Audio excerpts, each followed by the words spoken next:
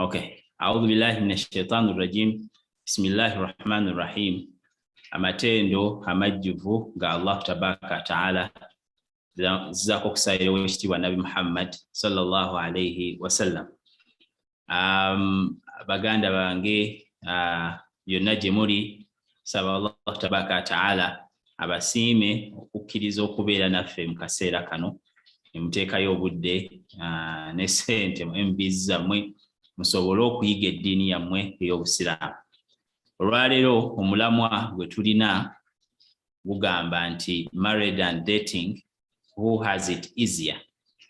Enda kusooka kugunnyonnyola amakulu gaagwo because discussion yaffe yonna eba egenda kutambulira okwo. Tetujja kuwaba kuguvaako. Tuli basanyufu nnyo nti olwaleero tukwataganye n'ab'ebitiibwa from W Radio. Era tuli basanyufu nnyo okubanga batwegasseeko ne basiima tukolere wamu. This is Soul Cocktail Muslimah. Newankubadde leero nze akulembedde live. Ndiwo mu kugezaako okuyambako ensonga eno okutambula olwa challenges ezibadde zifuniddwamu okuva ku saidi yaffe ey'abaganda baffe ba Muslimah. Naye nga bali wamu naffe wamu, era some of them will be listening in, naye nga omulundi ogunaddako bajja kuba basobola okukitwala mu maaso. I'm here to help and I believe next time bajja kuba basobola okutandika. Tusaba Allah tabaraka taala abanguyirize buli kimu buli omu kyakola, era abateere mu baraka mu byonna bye bakola. Mukubajjukizaamu katono nnyo lives za Muslimah zibeerawo buli Lwakutaano inshallah. Buli Lwakutaano obudde bwe buti baada Isha bagenda live nga balina discussions eziri deeper ezigasa umma y'Obusiraamu. Bakyala b'amaanyi, bakyala babuvunaanyizibwa basalawo beegatte baweereze eddiini yaabwe in the best way they know. Tuliwo to guide, era tusaba Allah tabaraka taala atuluŋŋamye ku ki ekisinga obulungi. Discussion, it is an open discussion. Bw'oba olina ky'oyagala okuteesa ojja kuwanika omukono nga bulijjo enkola yaffe mugimanyi, oteese inshallah. Bw'obanga omaliriza osobola okugussa wansi omukono. You can use the chat, naye ekola bulungi, era kansuubire nti ne abali live musobola okuba nti muteekayo komenti zammwe, njagezaako okuzisoma nziteeke ku mukutu inshallah.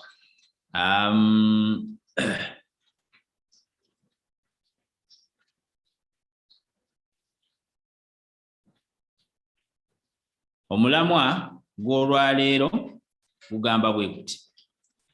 Kansuubire everything is clear.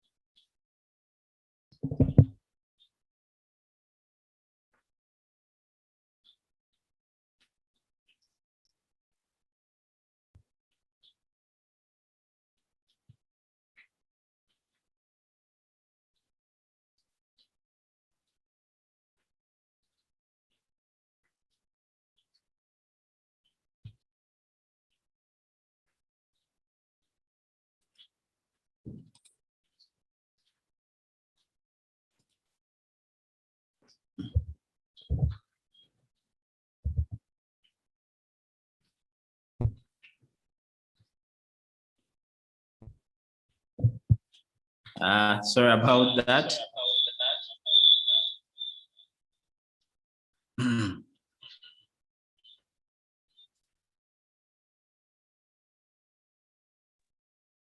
Okay. Assalamu alaikum.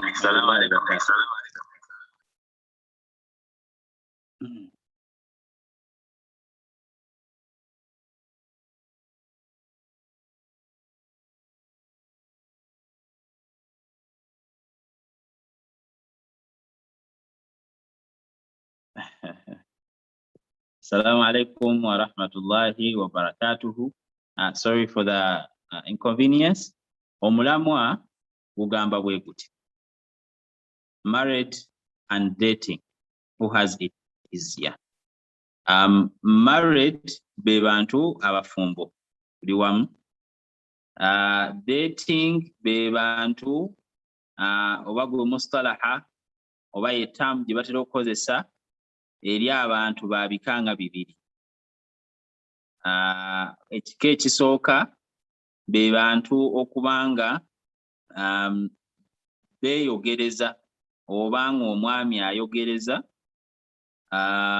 naye mu ngeri etali eyaffe ey'obusiraamu gye tumanyi obulungi, kubanga enkola yaabwe ebeera yakuba nti babeera bonna ne basinkana bonna mu bifo ebyenjawulo ne bagoinga out mu bifo ebyenjawulo ne boogera ku masimu, ku calls, mu text. They even travel together. Era bakituusa ne ku extent ey'okuba nti basula bonna. Tuli wamu? So eyo ye dating, of course ayawukanira ddala n'ensomesa z'obusiraamu. Dating omulala abasiraamu gwe bagezaako okubanga abantu baffe gwe bagezaako okubanga abatereeza newankubadde tannatereera kwe kwogereza okumanyikiddwa naye nga tekuyingidde mu kugwa mu zina oba mu kwenda. Ntegeerekeka. Basobola okukoma ku text, basobola okukoma ku calls, basobola n'okusisinkana mu bifo ebyenjawulo. They call that dating. Abavubuka abasiraamu bakikola nnyo. It is something we can't skip our minds to it, kubanga ojja genda okwesanga nga namba nnene nnyo ey'abavubuka abasiraamu bakikola. Now, topiki yaffe egamba nti abadeetinga, kakasa bulungi nnyo tamu eyo abali kuno bagitegeera n'okunsinga. Abadeetinga n'abo abafumbo baani abanguyirwa obulamu in terms of finance, in terms of emotional support, in terms of respect, in terms of ani bwe tuba tugambye nti abafumbo omuntu awasizza n'omuntu adeetinga kiriwa ekyanguyira omwana Adamu kulembe kwe tuli? Kiriwa nga tetunnaba kutunuulira what is right. The discussion starts with what is easier. Kakasa bulungi nnyo abantu bajja kutya okwogera olw'okuba anaayogera ku sayidi ya dating ajja kulabwanga ali mu haramu era ayinza okutya okuvaayo. Naye njagala kukunga mitima gyammwe mbagumye nti omulamwa gwa session eno gwa kugezaako kuggyayo kifaananyi kirungi oluvannyuma, because tekimala kugamba nti married people who are married they get it easy and then we move on. No, we have to have a discussion ennyonnyola oba ekuba eyongera okuba torch mu bwongo bw'abantu to realize what is really easier. Kisoboka okuba nga dating yali easier. It is possible. Kulwaki? Because tekitegeeza nti buli obusiraamu kye butugambye okukola kye kiba kisinga obwangu. Ojja kugenda okulaba nga ate obusiraamu kye butugambye okukola kye kisinga obuzibu naye ate kye kisinga okubaamu obulungi. So ekyobwangu tekirina we kikwataganira na bulungi oba na halal na haram. Tuli wamu? Asubire tukyatambulidde wamu. So omulamwa gwa kuggyayo kifaananyi abantu baffe to having it. These are the kind of discussions we have to have as Muslim Ummah, okuba nti twogera ku waqi ekigenda maaso abavubuka obulamu bwe bawangaaliramu. We have deeper conversation to sharing. Ndaba nnyo nze ntera nnyo okwogera n'abavubuka nga bakugamba nti seeka ekintu ky'okuwasa kintu ky'okuwasa gamazima gali nti kizibu era n'obufumbo bukaluba nze atannawasa nkyayanguyiddwa obulamu nomugamba obwanguyiddwa obulamu tya n'akugamba jati wange wankubadde sinnaba kumuwasa naye tuwangaala bwe tutyo mpolampola obulamu bubadde bukyatambula n'omugamba n'omuadvisinga n'omuwa ekituufu obusiraamu bugamba butya mu ngeri ey'obuvunaanyizibwa tomuleka mu bbanga. But the point here is abavubuka baffe bakikola. So let us not bring out the judgmental pointing of fingers netugambe nti bali mu haramu. Yes, we know, but what is really easier? Oba oli awo bwe tunaategeera kiki ekisinga okuba ekyangu tujja tutegeera ensonga lwaki buli omu akola kyakola, tufune engeri gye tuyinza okubaga amakubo aganguyiriza abantu baffe okwanguyirwa ibaada efaanana bwetyo. Kansuubire ngezezzaako okunnyonnyola omulamwa ogwa session yaffe ey'olwaleero. Ngenda kusaba Sister Shukura, I can see you, mashallah, you have joined. I can see Sister Sharifa is here. Sister Sobra will be listening. Sister Aisha abadde ayingidde naye ndowooza amaze n'avaako. Be bakyala abo ab'ebitiibwa abatambuza session eno. Njagadde bakulemberamu mbakavaringireko naye engeri gye batuuse ensanyuse nnyo okuba nti you can now take it on from here. I will be very happy to participate. I will be very happy to put in my opinions. Era ndi ready okudiscussinga n'okusharinga mind yange ku topic. Era n'abaliko saawa eno nkiwa, they are very ready and very happy and excited for the topic. I hope that I have explained the purpose of this discussion, and I hope tetujja kufuna bana tujja kumulamwa kutuzza ku point yennyini gye nva okulambulula.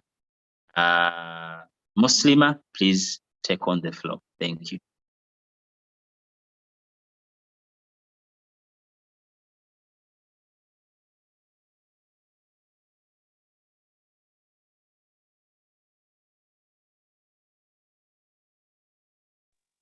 Okay, I think you cannot unmute yourself. Let me see here.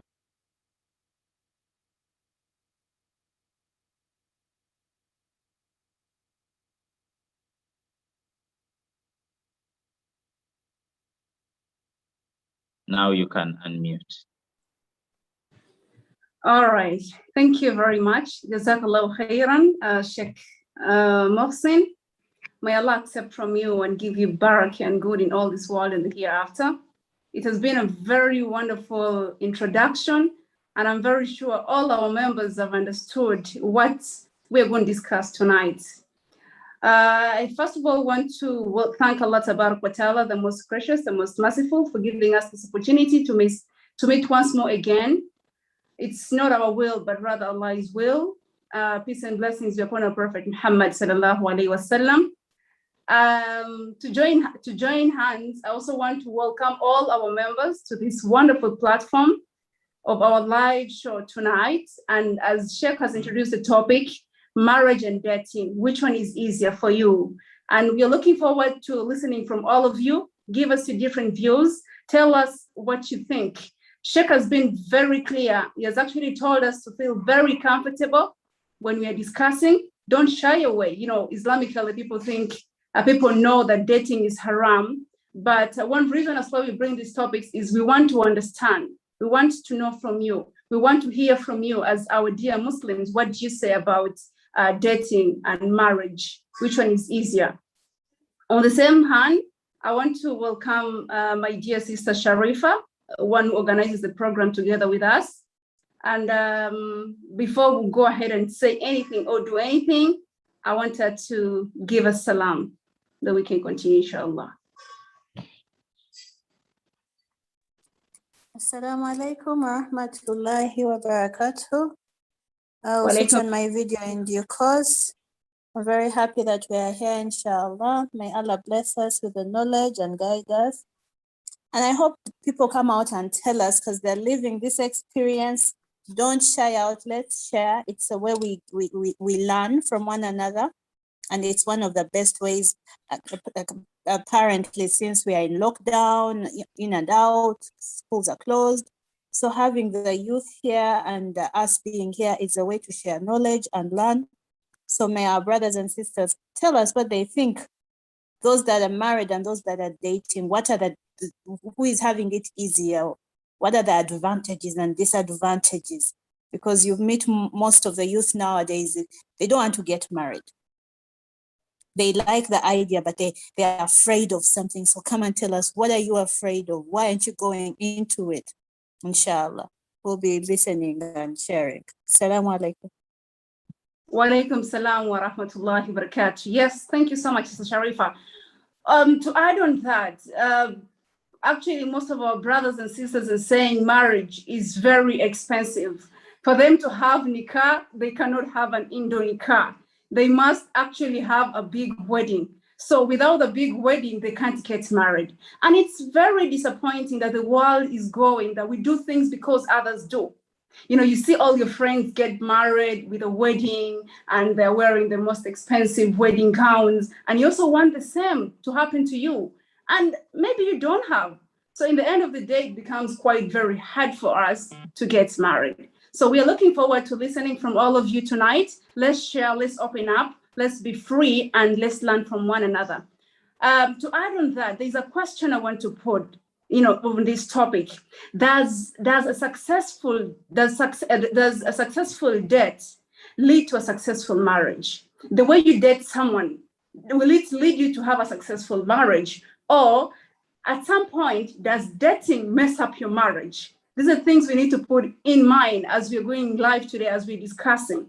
The other question is, why do we get disappointed in marriage after falling so much in love with someone during our dating periods? Why? These are the questions I want us to think about, listen, and learn from, inshallah. So, hands kindly, the platform is open for all of us to bring in our views. Whoever is ready, let's kindly share. We're looking forward to listening from all of you. Yes, Alhamdulillah, Sister Faidat, her hand is up, and we're going to give her an opportunity to tell us. Yes, Faidat, most welcome.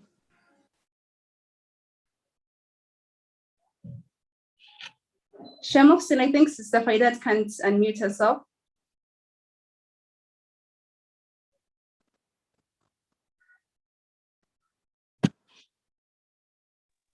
Now she can. Okay. Assalamu alaikum wa rahmatullahi wa barakatuh. Wa alaikum salam. All right. Yeah, alhamdulillah. Thank you very much, Sister Shukr, Sister Sharifa, and everyone for being around. So, Kati. Oh, sorry. Am I clear now? You're clear, just that is low.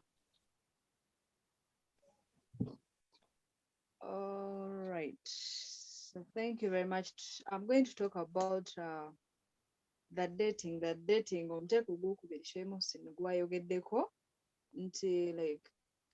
you're seeing this person and whatever, but the goal is getting to marriage, inshallah. So for me, mujja kunzikiriza ngambe sides zombi zisobola okubeera ennyangu mu ngeri zino ebbiri. Dating, sometimes things happen and then ebintu nebibeera bizibu nebimesinga up nebitagenda nga weyagadde biki. So in dating, it's very easy to make the decision of pulling her out. But with marriage, sometimes otuukeyo mbufumbo nga bina wotose nga you can't pull out. So dating is easy, marriage is also easy. Yeah.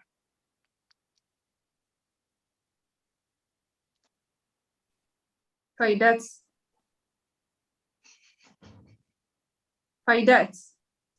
Yes, please, Sister Shukru. For you say dating is easy, marriage is easy, right?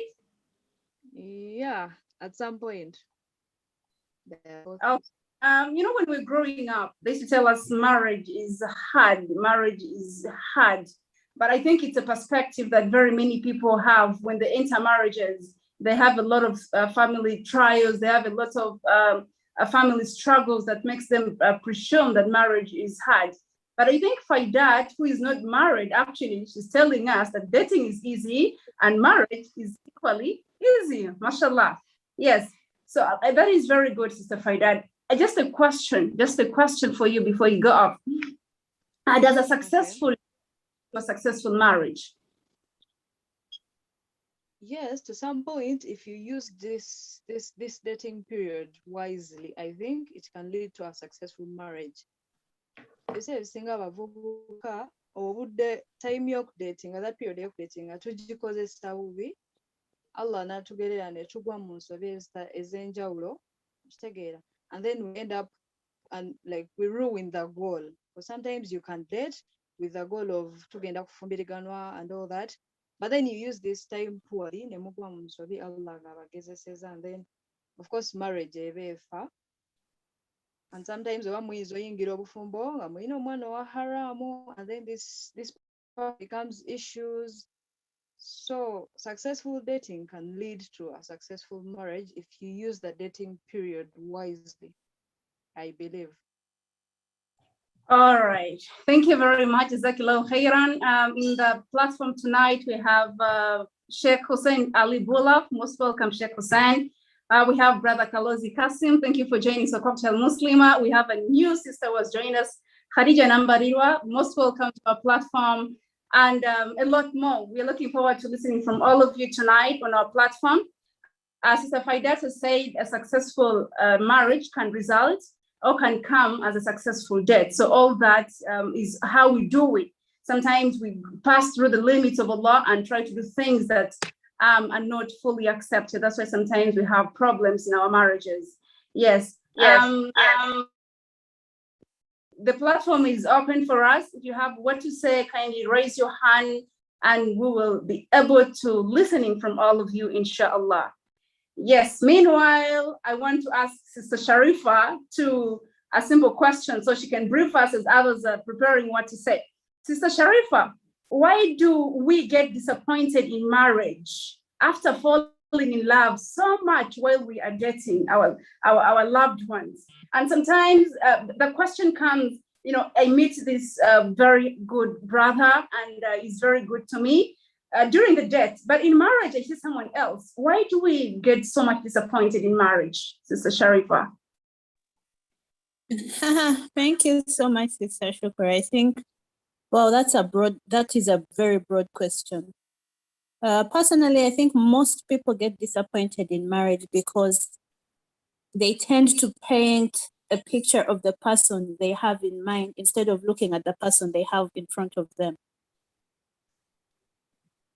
You have you have Sister Shukr in front of you, but you're choosing to see Sister Aisha in Shukr.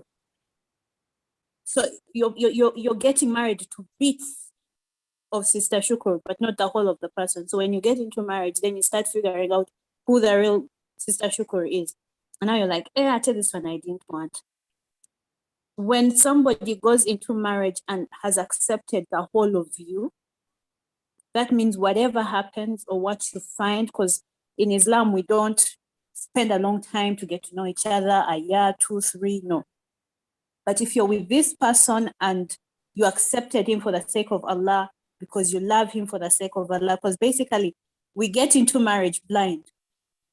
Both parties don't really know each other. We just know what we choose this person to know. But there is more we find along the way. So after we get there, if you're honestly doing it for the sake of Allah and you're letting Allah lead you, everything you find out in the relationship along the way is more of an adventure than a disappointment. So you get to enjoy it. Why people get disappointed is because there is something specific she wants or he wants. The movies they've watched, they want a Romeo and Juliet relationship, but the reality is different. So that kind of life leads to the disappointment that people have in marriage. I thought she was like this. I thought she would cook. I thought he would. Things like that. Go into marriage for the sake of Allah and enjoy one day at a time. Don't think of Friday when it's Thursday. Don't think those expectations ruin the whole thing for you. It is a Monday. You're supposed to be enjoying something and you're thinking, Friday is coming. He has not yet bought me a new hijab. We don't have a guarantee that you're going to be alive on that Friday anyway. So, lwaki tutunula nnyo mu maaso?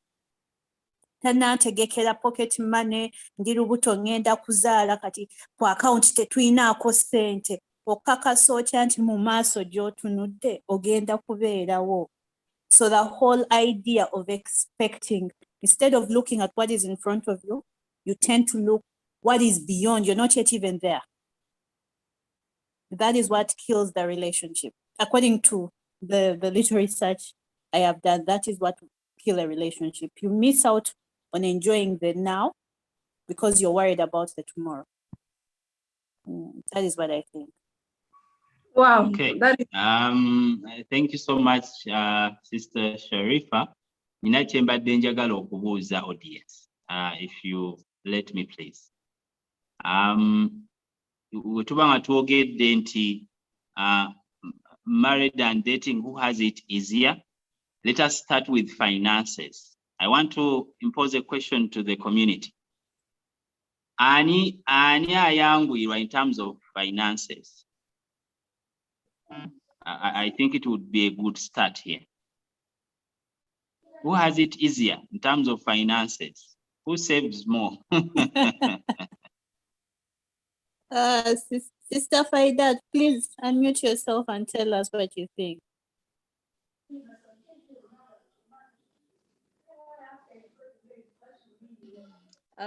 Alaikum rahmatullahi once again. So nze ndowooza era still omuntu aba datinga. Financially they are okay kubanga omuntu oba omudatinga, they are not your responsibility. Omuwaya akalabo just woyagadde oba ki, so it's not your responsibility okubeera nga you spend on them. But if you're married, this person is your responsibility. Kasita omugyayo wa taata we kutandikira ku mahari gennyini okukola omukolo expenses. Omutuuse wako olina omwambazo, olina omuliiso, olina making sure asuze bulungi, kyayagadde akifunye. So, yeah. Ndowooza nze. Newankubadde still ate abantu abamu mu dating baspendinga nnyo. Like minds zaabwe zibatuma okukola ebintu ebimu ate ne baspendinga nnyo ku haram. Assalamualaikum. Alaikum salam wa rahmatullah. Yes, Shemoxin, to add on Sister Faidat, dating and marriage, who has it easier in as far as finance is concerned? Let me tell you one thing, Shemoxin, is that brothers honestly struggle a lot in dating to make sure that they win over these ladies' hearts. These brothers, even at some point, subhanAllah, will borrow money to buy for these women things to please them, so that they make them fall in love, you know? So for me, dating, someone would spend more. A man would spend more to make sure that this woman actually would fall in love with that person. So dating is extremely expensive. And when you come to marriage, marriage is equally expensive. But then as a woman, if you're married to the man, you'll be able to understand this man's finances. You'll be able to get the fact that he's starting life. So your demands won't be high. But in as far as dating is concerned, trust me, Sheikh, for us who are Muslims, alhamdulillah, we try, we understand deen, alhamdulillah. But others, girls there, when you start dating them, the first thing they want an iPhone, they begin demanding, they want this and they want that. And trust me, I don't know what is so much with an iPhone, with dating, an iPhone with marriage, whether we cannot get married if a guy cannot give you these things. So in the end of the day, they make dating useless and they try to make dating very difficult. They push these boys to do things that are not even good. That if you don't come and present yourself as you're not going to get this woman. It's very hard. Sister Sharifah actually said earlier that if you love for the sake of Allah, then the finances will be very low. You will be able to appreciate who this guy he is and what he brings for you. And Sheikh Mohsin, to add on, we talked in the beginning, we talked what do women bring on table? I think this is, and as far as what women bring on table in our first discussion, I think is more of related to this topic, how what women bring on table is finance, and what women bring on table can be in marriage, but not so much on dating, but so much in marriage. So finances can be quite easier when she is married because she will bring something. She will work and bring something. She'll be able to bring some posho. She'll be able to bring some rice in the house, and things are quite easier compared when the dating is on. Yeah. So let's hear from others. What do others say?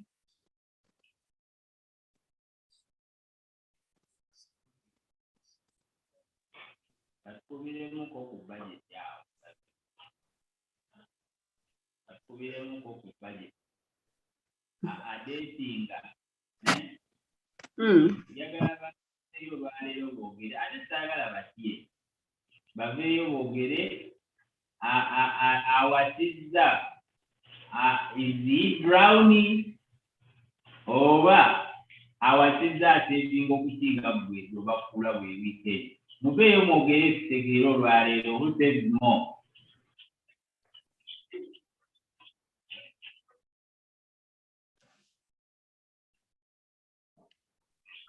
Who is going correct?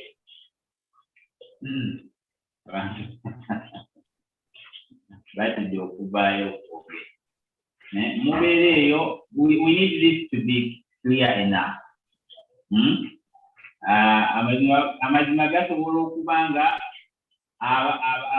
because abawasiza babe batubulire sente baziteeka mbi. Tegere abawasa sente baziteeka mbi tekitwala sente. Tegere kitwala sente mu badeeti. Olwaleero live eno tuveeko nga tutegedde ani ayonoona sente okusinga omulala. Gwe mulamwa. Bismillah. Where are the married? Where are the people who are dating? I know what you're dating. Yango oyogere banno byolaba bakola. Banno byolaba bakola by'oyogere watwale. Inshallah. Who says more? Terms of finance. Who really says more? Anything of Swalat sentes abadde tukalebirwa. Airtime. MB.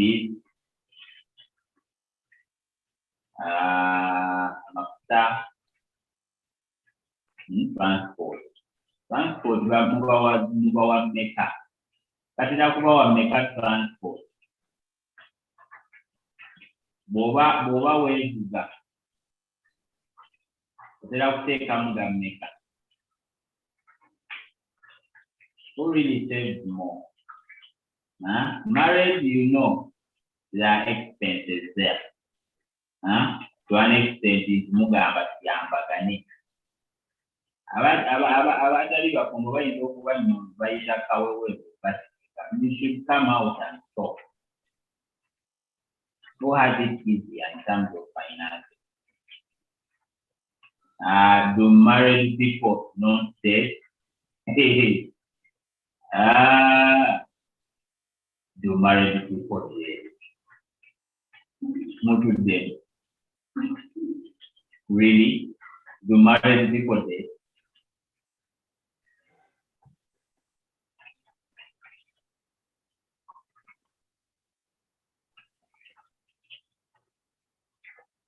Yes, as Sheikh Mohsin is asking that question, who spends more, marriage and those that are dating? Where does your money go when you're dating, especially?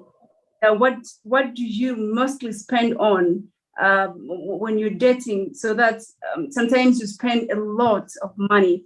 So we are waiting for hands to be up, and Brother Bashir's hand was on, and I think he put it off. But I'm going to pick out a brother, inshallah. I don't know. I hope you're ready. I'm going to select Sheikh Bulaf Hussein to come and say something. I'm going to pick him up. Last time he didn't say anything and he has not said anything on a platform. I'm just going to pick Sheikh Hussein Bulaf. Kindly come and tell our Muslimas and our Muslims that are around today, where does the finance mostly go in marriage and in dating? Sheikh Hussein Bulaf.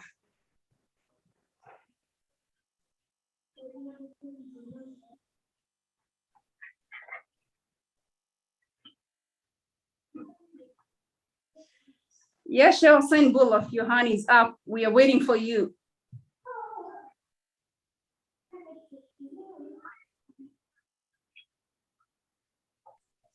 Sheikh, I think you need to Hussein Bulaf. I think he can't unmute himself. Now he. Yeah, Sheikh Hussein, you can stop now. Wa alaikum wa rahmatullahi wa barakatuhu. Wa alaikum salam wa rahmatullahi. Alhamdulillah, salatu wassalamu ala man la nabiyya ba'dahu wa ba'd. Sitera nnyo okufuna maanyi kwogera nga mukulu wange Sheikh Muhsini kumesa bange weebali. But thank you, Sister Sheikh, for granting me this opportunity. Dating and marriage, this is what I think. Dating is a step to marriage. So logically, you can't separate the two. Like seriously, if you were to discuss about dating and marriage, you can't separate the two. We only separate dating and marriage if at all the dating has no cardinal aim and goal. That's when we separate the two. But if at all we are talking of dating in the Islamic perspective, I believe they move together. So this is what I think in line with my big brother's point with finance. Let me first talk about the finance in a minute, and then the second minute, I'll talk about today's topic. With finance, someone who is disciplined financially, of course, it would make more sense to invest more and spend more in marriage than in dating. So this is the funny part of it. Majority of we youths tend to spend more in dating and do the opposite in marriage. And guess what? If they are asked, they normally tend to say that with dating, but with marriage, it's totally different. So that's why we have sisters in marriage, they do go on crying. So this is what I think. In dating, whoever is thinking of spending while dating, I think they should actually think twice before they spend. Those who are good in consultants in economics, they know this. You can't just blindly spend into something or maybe investing into something just like that. That's why even in Islam, we have some scholars that go in and say, omukyala ng'amanyikiddwa nti ono ye atwala ebintu in the dating name. There are some scholars that are like, abizzeeyo oyiba nga biganye. So it's in line with being real in whatever is happening. So me, I think it would actually make sense. Omuwala asaba iPhone while dating, it doesn't actually make sense when a wife is not asking for an iPhone. Actually, to do what? If at all you are able to provide the iPhone, that's good. I'm not denying you to do that. But my point is, it makes more sense to do that onto your wife than someone who is having that possibility. It won't work out. So secondly, what is more easier? Dating and marriage. This is what I think. This is my opinion. I think dating is more easier if at all you're having the goal of marriage, and marriage is also more easier if at all the dating is perfectly conducted. So in other words, it's like if you need the dating to be good, you need to aim for marriage. And if you need marriage to be the opposite of good, then you need to spoil the dating part of it. Let me explain this in an example. How many youths amongst we today that are too fake while they are dating? Omuntu nabeera ne munne emyaka ebiri nga you don't even know kiki ekimunyiiza ennyo. All you know is the good times, moving around in good places, laughing, tanyiga nko n'omulaba anyiga atya, something like that. Yet, if at all the dating is perfectly conducted, the Islamic style of dating, I normally say this to my friends, if at all we adopt the Islamic style of dating, trust me, the one ex, this is my ex, no, not really. It's because it's just too real. Islam is like you need to understand each other from zero to wherever you need to be. That is it. But surprisingly, it's more of being fake, more dating, and actually girls are fine with that. And you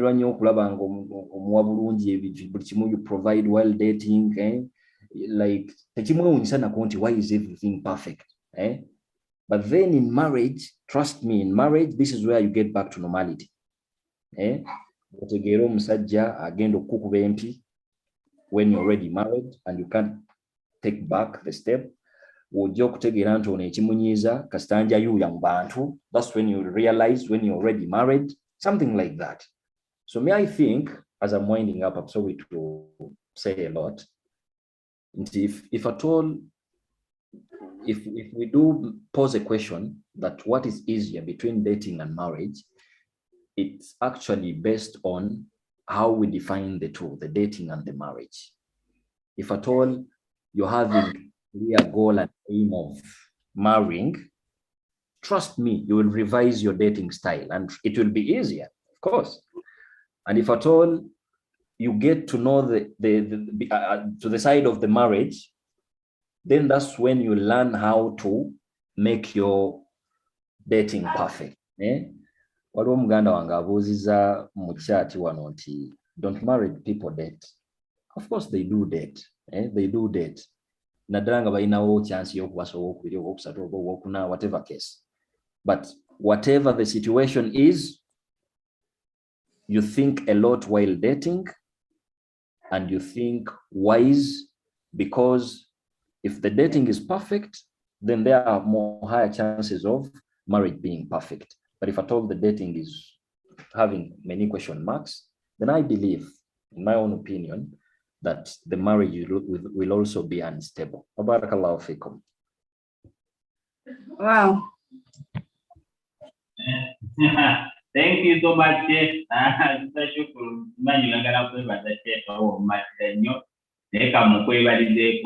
so much, Sheikh.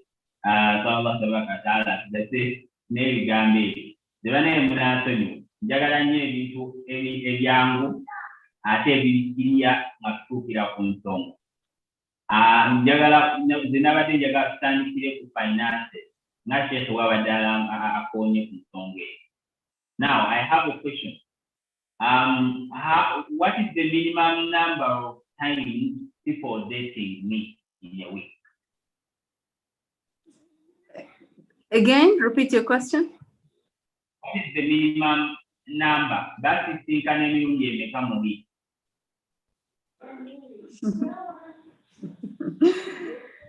That is an interesting question. I think people should give us the answer. The minimum. Yes. Someone can type. Yes, Brother Kalozi Kasim, his hand is up. Let him start with that question, answering that question. Yes, Brother Kalozi, most welcome to our platform. Sheikh Mohsin, kindly help us unmute him. I think he can't unmute himself.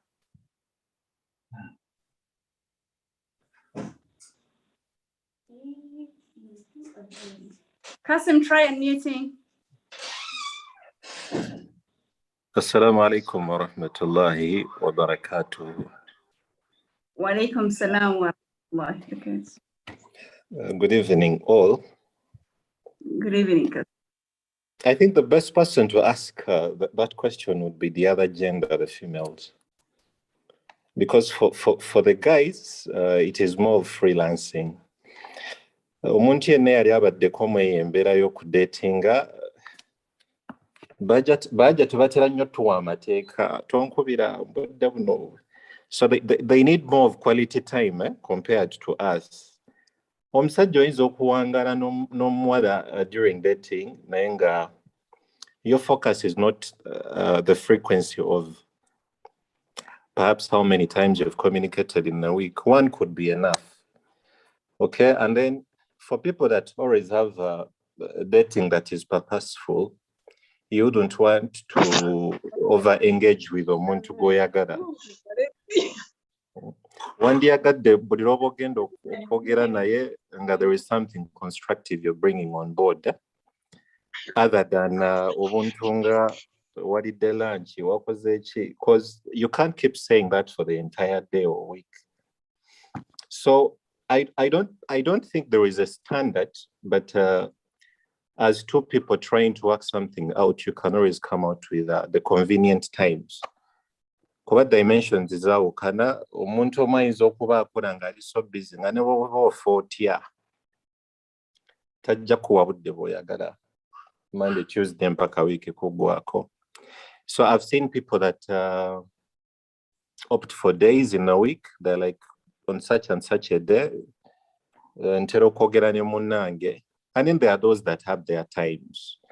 So it generally comes to mwenga abantu ababiri. But usually the driving engine is the ladies. Bebatera in fact, that the people at the forefront of this thing.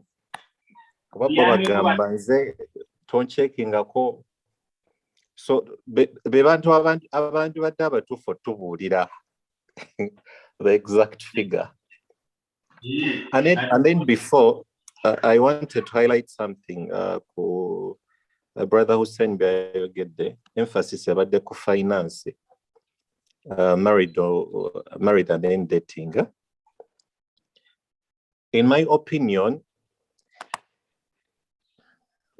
generally, omuntu abantu abali mu dating wande baddewo entegeeragana nti one, it is towards marriage. Okay, that should be the main objective. And then the other thing is there is divine there is God in play. Okay, so if you have these two principles operating within your dating, whatever you can call it, for example, if it was dating, the reason as to why dating is costly these days is one, mentality eriwo abantu bakiraba nnyo as a cost, especially if those people do not have a purpose. Nga yabafulumya ssente yabalabanga cost, naye mu muntu gw'abagenda okuwasa, if you truly know you're going to marry this lady, it will be a very beautiful investment. So that is the mindset of anyone. Ne bw'aba mukyala, kuba omukyala amanyi nti eno investment tagenda stressing about emugulira iPhone. Why? It has a purpose towards marriage, okay? So you'll not stress whoever. Waliwo abalina obusobozi tetuganya gimugulire. Nkimanyi faida yandiyagadde okunwanaawo naye ensonga zo ziyiseewo. But the mindset is, for a couple heading towards marriage, they always look at spending, especially things to do with finance, as an investment. Whereas those that are into dating, what will be the end? Okay, what shall we evaluate in the end? They'll always look at it as a cost. That's why abayagala afune mono mwala byonna byayagala, either way, be it the guy or the lady. So it's a cost investment kind of philosophy that applies there. Byebye byange neyanziza nnyo.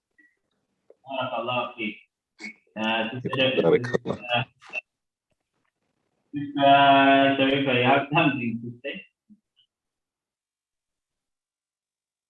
Mbadde nsaba audience etuwuliriza baleke kutwetolooza. You know what you spend when you're dating.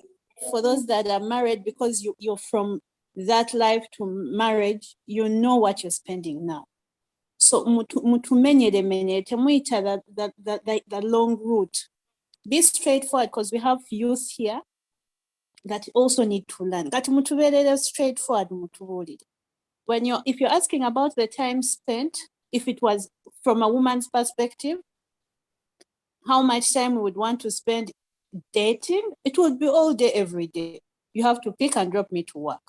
Then you have to deliver lunch somewhere in between. That is the general life of dating. I tell you, if you don't, that means you don't care. So you don't want me. Then somebody else will come into your position now and then take over. So if it's from a woman's perspective, how is she feeling? Does she need to do her hair? Her sister's wedding is coming. Did she get that dress? All those kind of things. These women need time. So if we are talking of dating and women, you really need to have that time and the money. Office, so why you have to pick her from work and then you have to drop her. And then you have to pass by Javas, and then you buy her food, because she's not going to be cooking. So if I look at that expenditure from a woman's perspective, I think if you were dating me, mu week expenditure yo yandiyingidde emitwalo nga 5 oba 6. Kubanga olina okundetera breakfast, olina okunvuga ontwale, and then olina okunchimira lunch, and then you have to send maybe the driver to do something. I would be that expensive. So that is why nowadays our sisters are that expensive. So kati dating from a woman's perspective, which tetwagala kubabuzaabuza, we are going to make things easier for you, or these sisters out there are going to make it any easy. Plus the hijabs you're going to give her as a gift. Hijab ya mitwala 2, 3, 4, 5. So if you're dating this lady and you have to give her hijab for a gift, hijab is somebody's rent. So according to me, I think the people dating are having it hot, because toinana assurance into omuchala goli mukudatinga is going to finally say yes and let you come to see her parents. So I think the guys should be a little bit smarter here. Take me to your father first, then I'd start dating you, bulungi, inshallah. So what do the rest think? Yeah, to add on, Sister Sharifa, time, attention, and care is very important. Brothers, let me just tell you again. For us who, for Sister Zu, alhamdulillah, are married, mashallah, alhamdulillah. But for those that are not, even us, even those that are married, they still need the attention and the care and the time. So, and those that are not, to add on Sister Sharifa, actually sisters need time. Brother Kalosi, thank you so much for giving us your view. You say that it's sisters who determine time, how much time they will meet you in a week. But at some point, it's the effort of the brothers to go step ahead and, chase over to look for these ladies at some point. There's something that ladies really love when they see someone always creating time to come and see them. It doesn't matter where, but if they create all the time, can I check you? Can I see you? How are you doing? Those things make a woman's heart, pump and happy and, glitter, somehow glow, somehow. So let's, that is to add on Sister Sharifa is what she just said. I think Sheikh Hussein's hand is up again. Maybe you can unmute. Assalamualaikum warahmatullahi wabarakatuh. Alaikum salam.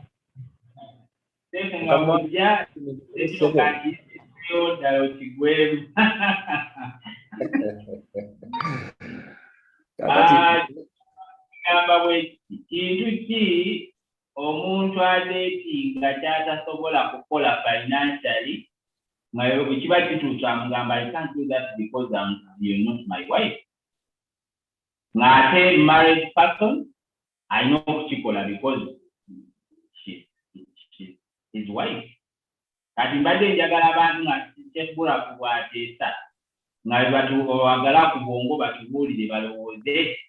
When a person is dating you, what is the limit? If you are, if I'm dating you, I'm not doing that.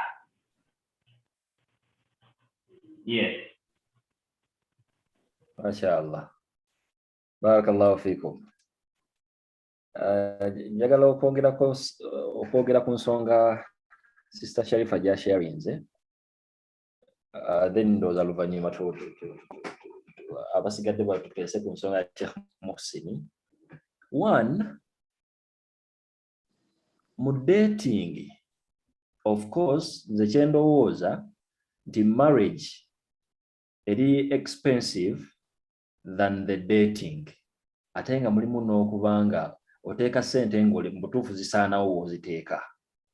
Let me share this example with you. Ndowooza point yange ejja okuvaayo. I'm having a friend, a good friend of mine. Some years back when we were still at campus, muvubuka munnange nga tayagala situla migugu nga w'okiwulira. But he was a kind of someone nga mukyala we right now bwe yali akomawo okuva gy'ava bali muntu agenda ositula the luggage, everything, and then the lady is just like moving around with the handbag, nga banyumyamu kulikayo, that caring, I call it and the unreal one. One day we are just discussing, nemubuuza naye musajja munnange gwe ng'ate oba okisussizza, are you really fine with that?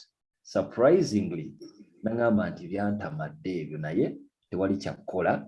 I just have to do it because it will make her happy.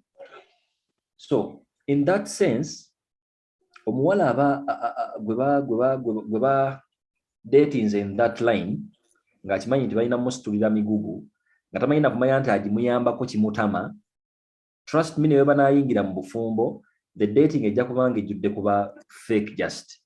Naye ng'ate wano mu dating w'omugambirawo nti emigugu no gimpisa bubi, eyanditambudde n'ensawo 5 ajja kutambula n'emu, that understanding eyamba.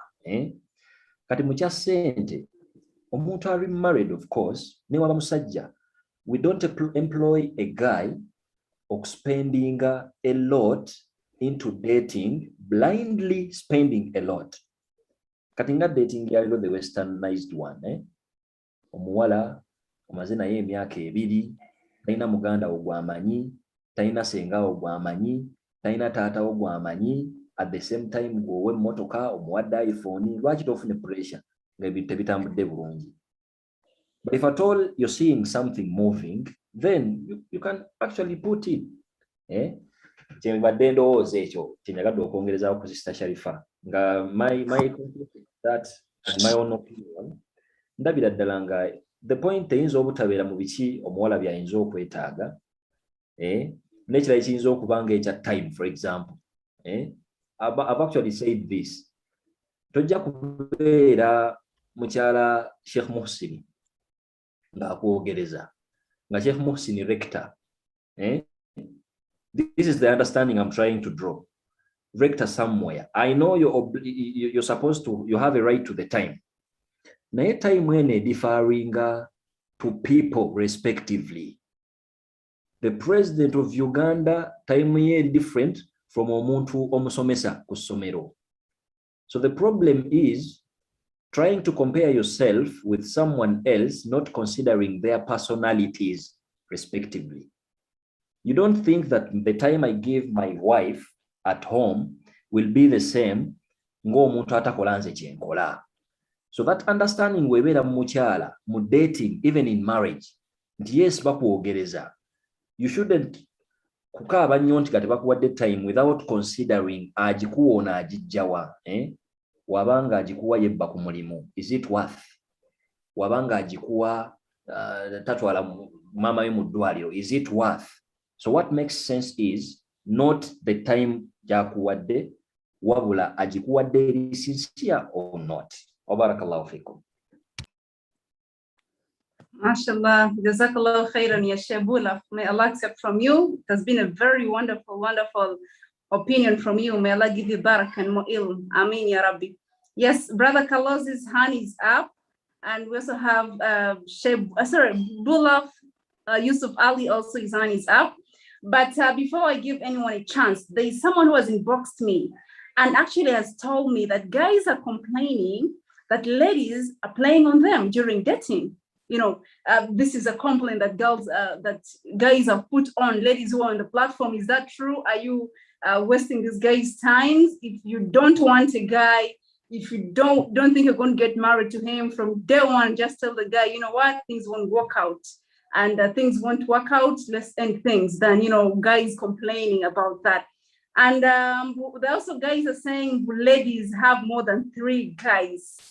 They date them, and at the same time they have another Ashraf somewhere, they have another Kasim somewhere, they have another, which name? No. Okay, they have another Hassan somewhere. So, so they have all these Hassans, they keep protecting. So in the end of the day, it becomes very stagnant and complicated. So guys are trying to tell ladies that please, let's have clear intentions when they come to you and they love you and you have someone, just be very clear to the point and tell them that they have someone before they go ahead and buy the iPhones, as they're saying, and buy cars, and they get pressures, and you end up going with Hassan and leaving the poor boy around. So let's be very straightforward and to help us out.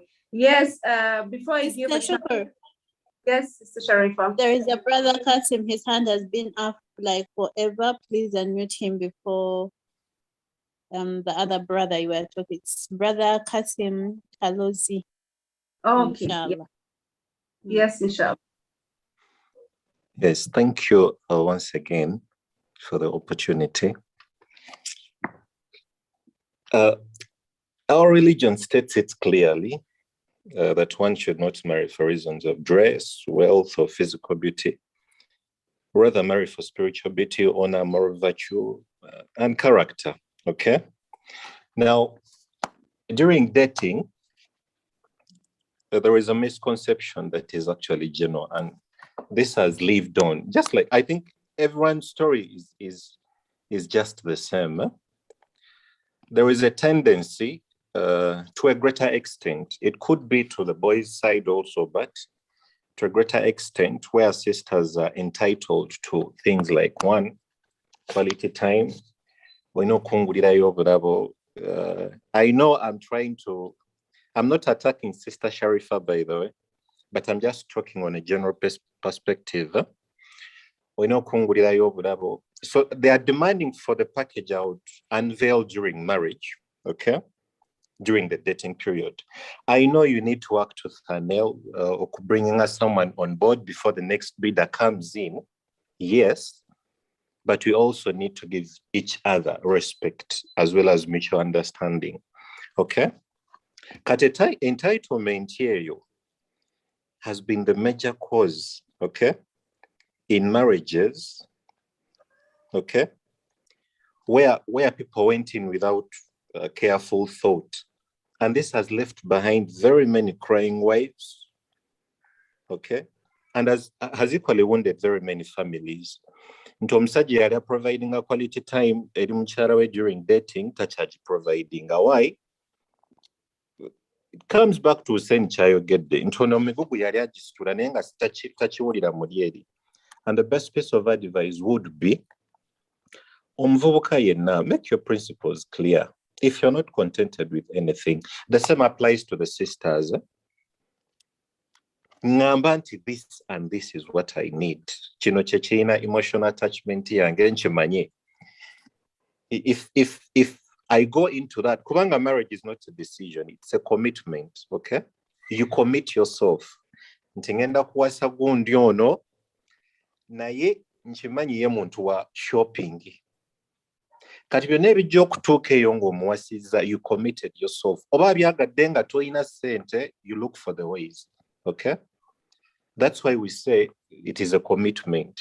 Commitment means nti naye wajjawo embeera nga mbutuufu togisobola. You chose your way. So for the meantime, tulina options ez'okuchuzinga, naye entitlement eyo nze gye ngamba nti ate terina kusukka. Understand me mu mbeera gye nnimu. And that is the best why. Nze ngenda kwogera ku side y'omusajja. Nti omusajja yenna ebbanga ly'omala ng'omuwa emirembe waneeno mu dating. Kuba of course mubaamu omuntu nga alagira ddala nti ono yaleka alimu obuyaaye. Which brings me to the other issue of mungu w'omutya during the dating process. Okay, is the objective marriage? Period. Kuba the decision gy'ogenda okutekinga, it puts God into consideration. Fine, it is me and this lady, but God is also part. Okay? Ndoza, it is the reason as to why omuntu yatutonda ng'ayita mu nnabbi yagamba muwasenga abantu ab'eddiini kuba ow'eddiini ayinza okitegeera nti God has not provided. Naye tomera omuntu nga yayagadde shopping oba yagadde iPhone nga togiyina. I know that also falls into the category of weepimira omuntu gw'ogenda okukola ki okuwasa, but leniency, okay, and understanding each other is the way to go. So we need to zero down on the entitlement ku bintu ebyo mu gundi. Nyinza obutakuwa quality time naye nga nkwagala. Nze nina muganda wange. This is a real life story.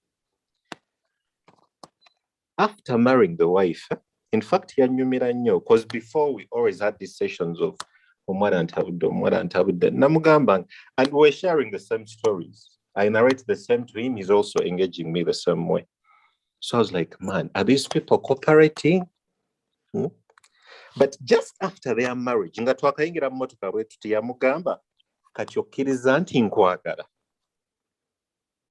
Now this is the challenge this gentleman stated to this lady. Okay? Kuba mbamu ezo mentalities banayitwa quality time. Naye omusajja yenna ebbanga ly'omala nga you're sincere. Okay? You've put God into consideration. You're not going to disappoint anyone. You'll always stay. Women are always emotional. Okay? That is why bafuna disappointments. Bobanga toyina kyo providing it. But we are not that emotional nti tujja complaining ku bintu bye tutagala. Foyinza okigumira ng'omusajja because you're a man. But a lady will have to say something about it, either to the colleagues or you or someone else. Or they will want you to understand for them. Okay? But the best way is leniency. Omuntu omutegeera, are you lenient enough? Is it the right time for you to give you the quality time? Yes. Is it no? Kuba kati omuntu bwe tuba nga tuli mu relationship nosirika okumala omwezi bwe tufunanga entyamu ne bweba wiiki nga tonkonyeeko ngamba something is wrong. Okay? So the entitlement should stop. Brother Kasim, nsonyiwa okukaatingamu katono kati according to you, omuntu adeetinga n'omufumbo, who is having it easier? Having it easier regarding what exactly? And regarding financially, who is having it easier? Of course, the person in marriage is having it easier. For him, it is an investment, okay? For them, it is an investment. Every penny counts. Nekatu wano omuntu atalina commitment mu dating. Mubaamu eri gap nti omwana nno aleka tanjagala naye kangume. So what binds the gap is Allah.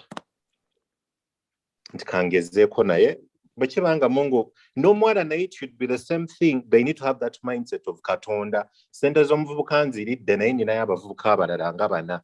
Lwaki sisalawo? So in the end, we just have to organize the entire system individually, and it starts at personal level. But kuside y'omuwala ne side y'omusajja. Panange, that is my contribution. Thank you so much. Thank you. Okay. Yes. Thank you so much. Sister Sheikh, you are saying something. Ndaba mumpisa wala munetoloza mumbyamakoona tutuukire ku mulamwa. Sister Sheikh, yogera kyoyogedde abantu baddemu ebibuuzo kyange n'ababuuza. Okay, I just want to say thank you so much for joining So Cocktail Muslim on today's live show. We are so happy. We are live on Facebook. We are live on YouTube. We are live on Instagram, TikTok, and live on 75W Radio UK. We are live, and thank you so much for tuning in and listening to us. I ask Allah to give us barak tonight. That's what I wanted to say. Yes, Sheikh Muslim. Nze nabuuzizza abantu, what is the minimum number? Basisinkana mirungi ndiko ekitone ennyo mu wiiki.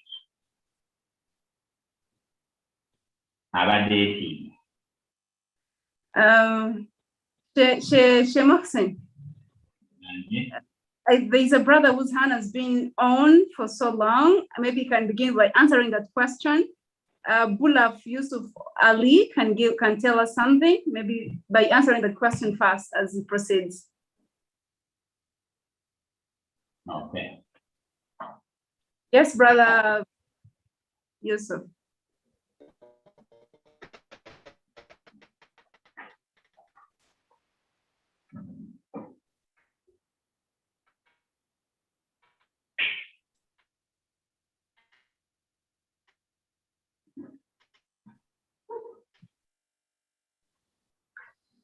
Brother Bulaf, we can't hear you. Probably it's network issues.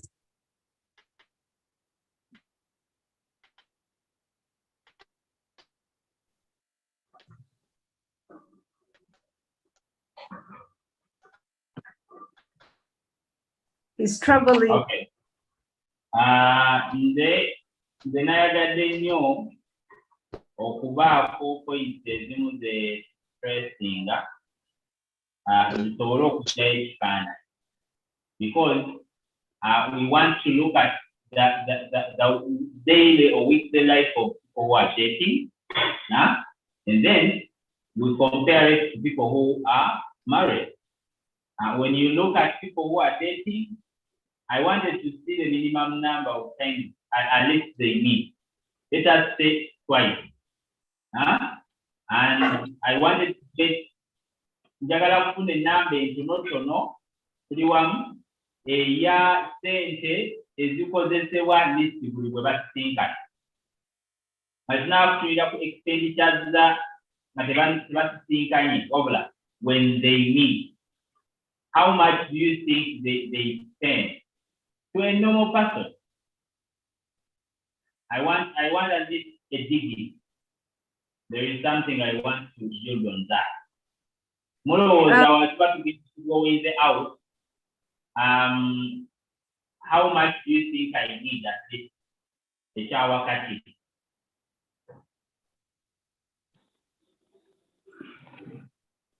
Shemoxin, Brother Kawazi Kasim says 100,000 is needed at least a week for him, as him.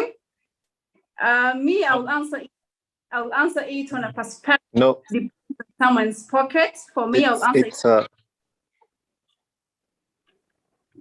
I actually said 100. 100 is for per meeting, not weekly.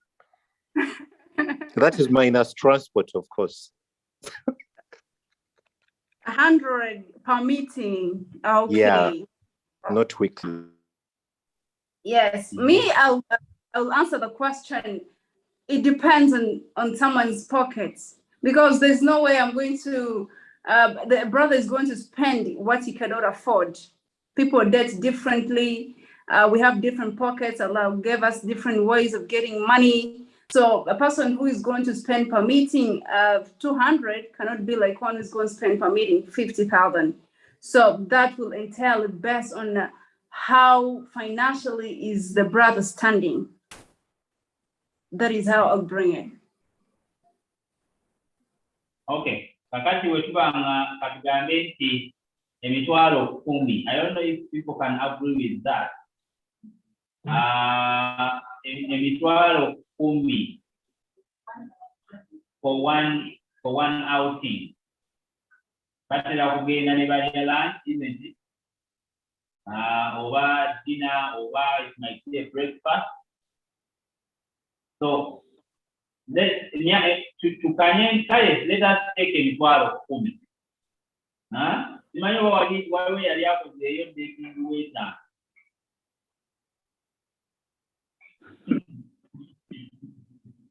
Waliwo yali akozeeyo dating w'etaano. Twala 5. Ayinza n'okubaayo yali akozeeko w'ennya 5. Batubuulire ekikulu bati. People fear. Dating kale katugambe emitwalo 10. Katugambe musisinkanye emirundi 2 mu wiiki. Tuli wamu. You met twice a week. Each dating took 100,000. Okay. It is emitwalo 2, right? emitwalo 2 mu ndya 2 na 31 ndya 2 I mean 2 meals 2 meals zitu emitwalo 2. Okay, now omufumbo nga yakoze shopping y'emitwalo 2 ebatambuza bbanga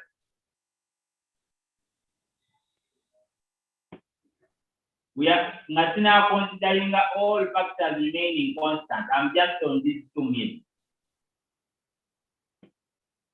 Emitwalo 2 gibatambuza bbanga kyawa.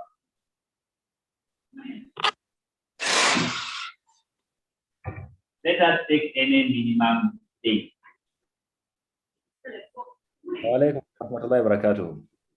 Wa alaikum salam. Mukama wange ndowooza ebintu bino biringa ebyawukanako kubanga wali mu dating nina ekiruubirirwa ate wano mu marriage nakifuna dda. Ate omuntu ali mu dating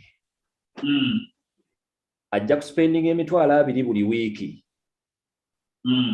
ng'ayagala balondewo ye balekewo Yusufu.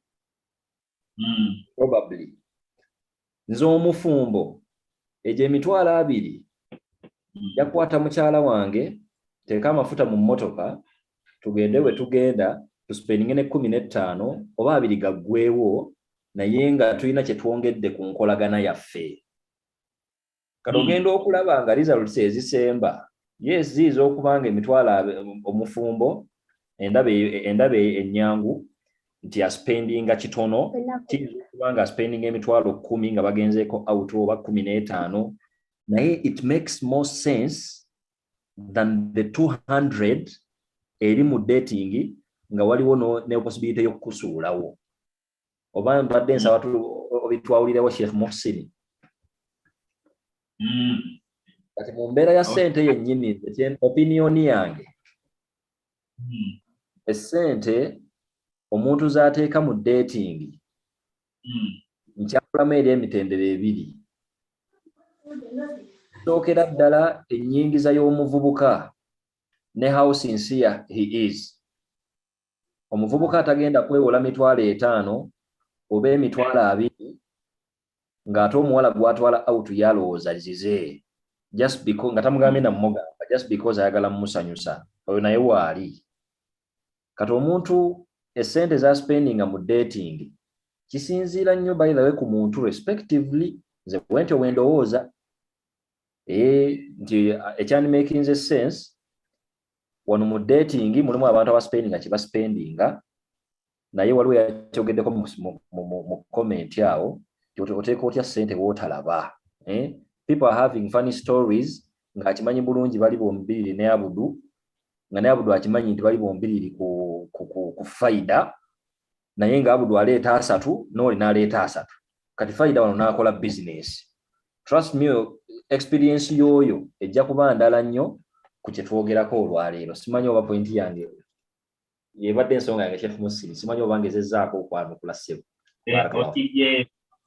Amakulu kyebiikizemu nti tugambe nti abantu bombi baspendinze emitwalo 2 mu wiiki. Abantu bombi baspendinze emitwalo 2 mu wiiki. Mu kulabako which I see that it is right nti newe giba gigenza 2 nga muli bafumbo it is better kuba tekikusaze kubanga at the end of the day you have assurance that you're spending it with someone you love, your wife. Naye eno osobola okugispendinga 2 ne gigenda naye nomaliriza nga n'omutaato mukoze omufunye. So we do what in terms of essence and value, of course, marriage is about having it. Nabadde njagala kubuuza community ekibuuzo kyange lwakuba tebaakizzeemu kintu ki omuntu aleetinga kyatasobola kukola nga only the married one can do. in terms of finances? Please. Rent. Our dating,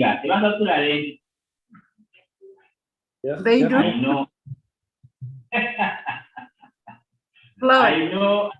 I know of someone asula mu nyumba ya buvunaanyizibwa muwala naye asasula ennyumba ey'obuvunaanyizibwa ey'esente nga nawalina zoogedde wano mukyana okutya si yasasula wabula bazimusasulira omuntu amudete.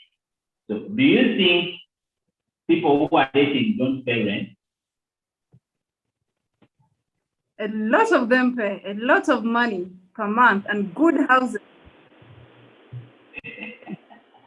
So people who are dating, but anyway, ingo omwala akugamba nti akayumba kange bagenda kungobamu rent olwayo mbadde mu meeting mbadde nsaba kunnyambako. Era kitwala ku point yange ey'okubiri. Who gets it easy to say no? Married or dating? Do you understand my question? Akugambye bagenda bunnyambeko ku rent w'omwezi. Who gets it easier to say no when asked something?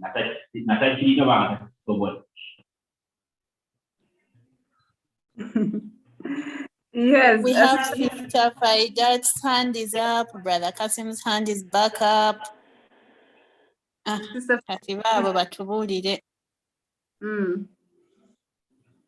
Yes, Sister Faidat.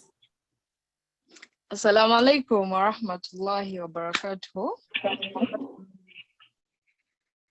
Inasooka n'ekibuuzo ky'osobuuza ati like omuntu kintu ki omuntu kyayinza okusaba nga mudatinga n'okimumma ensonga gy'omuwa nti because you're not my wife, you're not my husband, ate ng'omufumbo ayinza okkikusaba n'okimuwa because they are that tight to their wife, their wabawo. Nze ndabanga like when you're dating omuntu ono nze naddala takuyinaako like entitled ku bintu ebimu nti anything kyakusaba osobolera okukigaana kimuwa because of that reason nti si baawo si mukazi wo osobola okugaana kimuwa.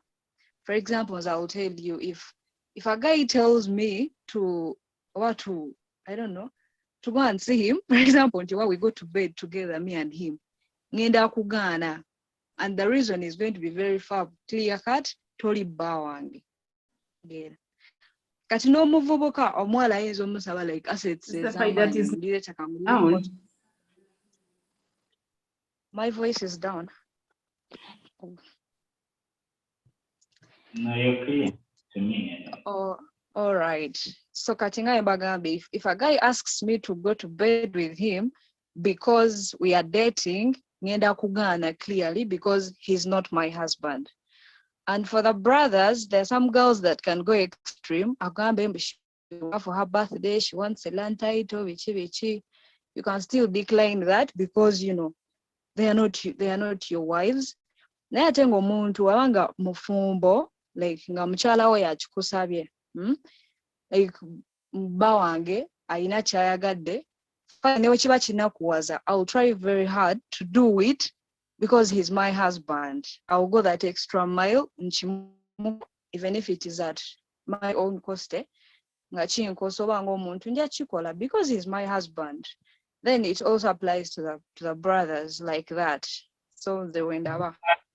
Way bad. Wandi Sheikh? Now who has it easier? Now I think who has it easier to say no to, right?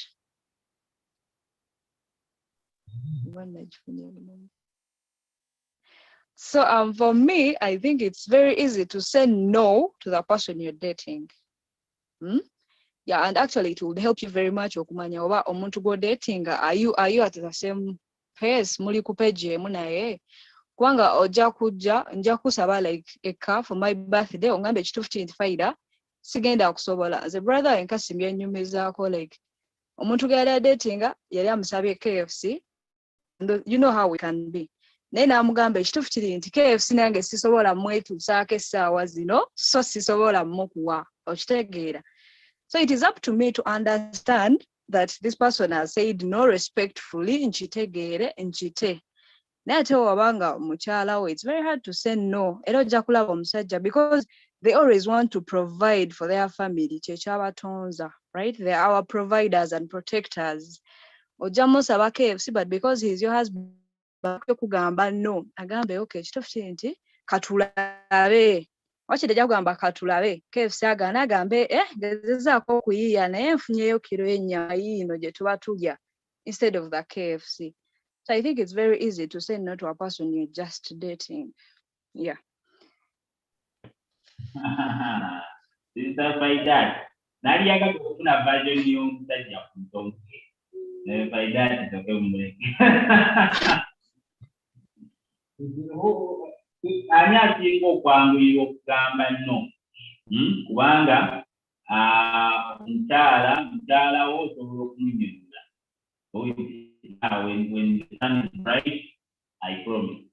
That is very easy. And then she will be very happy. And when the sun is bright, of course, you will drink KFC, isn't it? But now, dating. That is very realistic.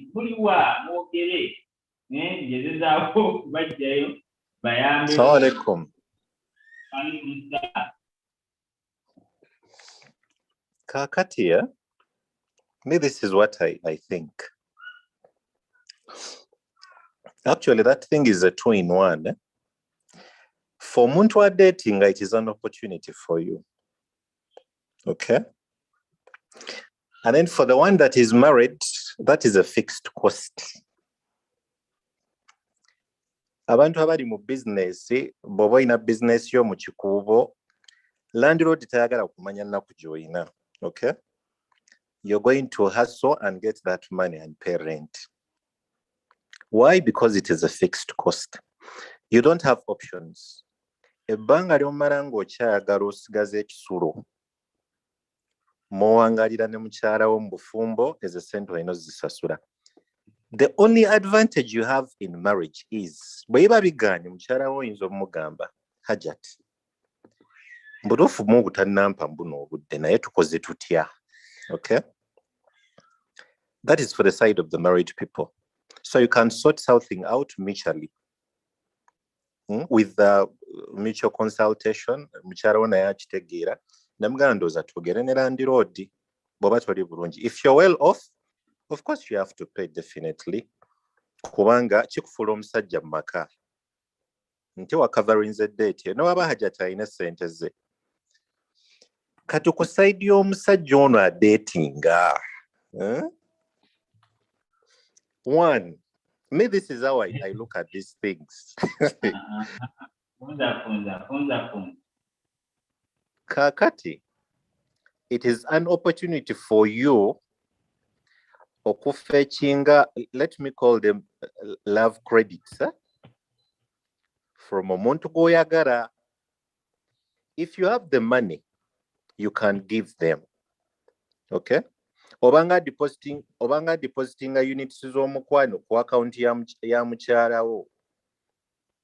Okay? Bw'osasule gundi eyo rent oyo. Bw'oba toyina, be honest. Because that is part of what the dating that dating period provides for you. Are you honest enough for mugamba nti mbutuufu ozaagala but I can't? Naye nga bw'oba oziyina to omuntu yenna akwananga oyagala omukyalo oyo, it is an opportunity for you okubeera omuntu obuvunaanyizibwa bw'oba oziyina lwaki omumma. Because you're working towards omuleta on board. Muwe. Naye nga Faida bw'agambye, there are two options. You can either say no with a reason or you can give. Okay? But the giving gives you credits to her. Kubalaga nti you've cared. She also appreciates Bambi Afayo. I will not gaining her credits. Who has it yet? According to how you see. So who has it easier depends on Anyaji. Katono Anya innocent. Nekatu mubona. Of course the marriage has it easier.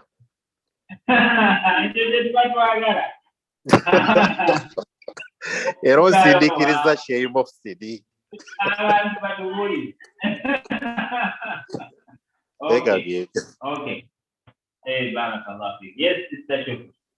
Mohsen, you know, quite very hard, like how Brother Carlos has brought it out, that who was it easier to say a no while dating or in marriage? Actually, say it in marriage is quite easier when you explain to your wife. And why was it not so easy for you to say a no while dating? People have in mind, brothers, actually, this is a true thing, that they give women so much when they are dating them. But once they go into marriage, trust me, the pressure reduces and they relax, actually.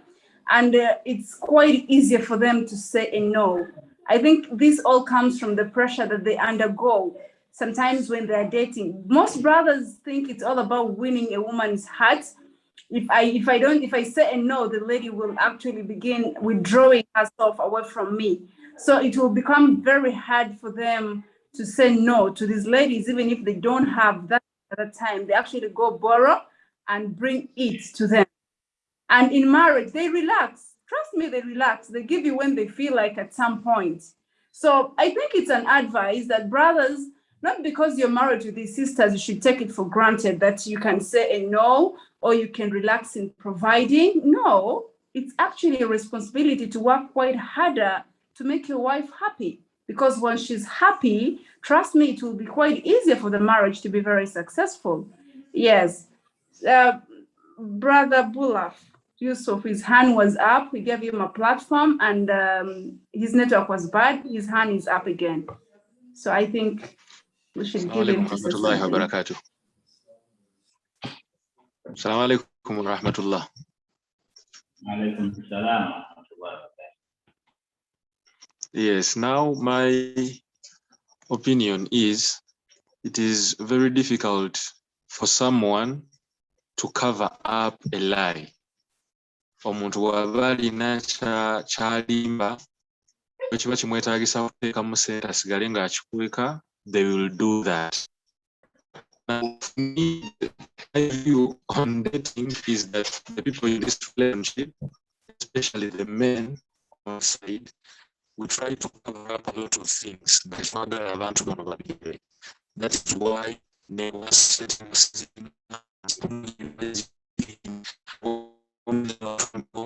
there is $1 billion network. There is nothing more to hide. Network. When people go into marriage,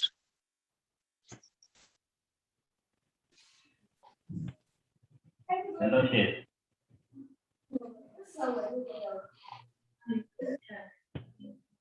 Okay. Ndowooza ogenda kutuddira inshallah okuwa input yo biidhnillah, naye obudde butandika okutambula, tutandika okulowooza okuggalawo. I would like to bring to your attention to something important okusinziira ku nze ku kyabwe ndaba ensonga. Ebiseera ebisinga bw'oba nga tutunudde in terms of finance, then tusobola okutunida ne in terms of the emotional drainage.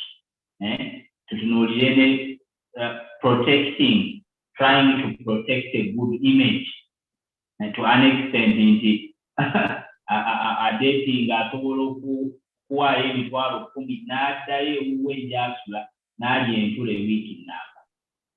You understand? So ng'ate akutte emitwalo 10 egyo ne mukolamu shopping ne mukyalawo mulya bulungi wiiki nnamba. You understand? So to me, okusinziira nga bwe ndaba ensonga zino, omuntu kyayinza ogamba nti I have it easier mu dating that just benefits that can even lead them to haram. Era nazo mbadde njagala nzikooneko. Naye to me, according to how I see things, bwe tutuuka ku ssente adeetinga akozesa ssente nnyingi. Kati let us say byonna tubikkiriza adeetinga akozesa ssente ntono ne marriage bonna bakozesa ssente z'omu wiiki. Who has it easier in terms of that expenditure? This one has invested in family. Ono alienda kuddayo ku zero agenda kuddayo ku zero mu kunoonya omulala gwagenda okuddamu era investinge. Ntegeeze so ng'ate ono ali married zine emitwalo 10 gye bakozesezza ewiiki newankubadde n'oli gyakozeseza ono agitadde mu mukyala we era bawangadde bulungi era badde bulungi. To me that is how I see. Osobola okukikyusakyusa n'okiteeka eno n'eri kubanga sina variables nnyingi abantu tetenkana nsawo. Whatever it is, the fact is that someone who is dating sente z'ateekamu aba azitadde mu muntu nga tali sure nti ajja kumufuna. Ekyo nno kiba kitegeeza nti bw'ababa nga tebamututte oba nga tebiyiseemu kimuzzaayo okuddamu okuyita mu process y'emu n'addamu ne ku mulala n'addamu ne ku mulala kakwafuna. Now all that money bw'ozikwata n'oba nga ozitadde mu famire yo muba mukulaakulanye era muba wala era muba mutambuse. That is how I see things anyway. Osobola okunjawukanako oba osobola okuleeta opinions. We tutuuka ku emotional drainage. Omuntu adeetinga aba ku bunkenke. Simanyi oba mumufuna bulungi. Omuntu alina mukyala we waka oba ng'olina bbaawe waka. Obunkenke buva mu responsibilities za biki ebyo byetaagisiza ssente of which musobola okutuula ne mwogera ne mu plan. Naye ono omusajja wattu adeeti yoba olina ssente oba tolina mba olina budde kudeetinga oba talina tegeerekeka bulungi. So for someone who is dating emotionally they are drained kubanga abeera ku bunkenke. Bamusabye kiri ate analabika ate nga kino takirina ate analabika ate nga kano tamanyi kakozesa. If you go out with your wife, it is very okay to even laugh at such things. Tumanyi kukwata ngundi, tumanyi kulya kano kakalya, kano tomanyi mugaso gwako. Naye bw'ogenda n'omuntu gw'odeetinga out nga tomanyi kati kano kabamu munnyo kano kabeeramu kamulalika ate gwakakamulalika nani adeetinga ppala. So emotionally to me, that is how I see things. But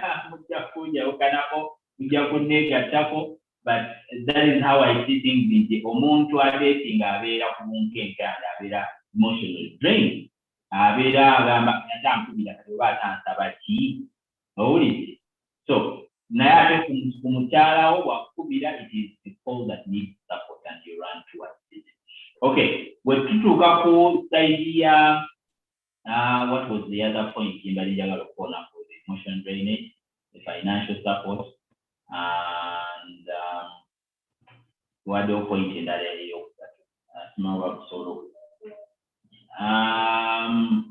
I'm really forgetting it. I will come back when I remember it. To me, that is how I think. I don't know what others think. Right now, but let's have the Adamo says lift up with time. Mungeri bucha yes alabamu and topic here, it was very interesting, and it is not all about whether it is halal or haram. We all know what that is. We just wanted to look at who has it easier. To me, that was my stand. Who has it easier is the married one. What do others think?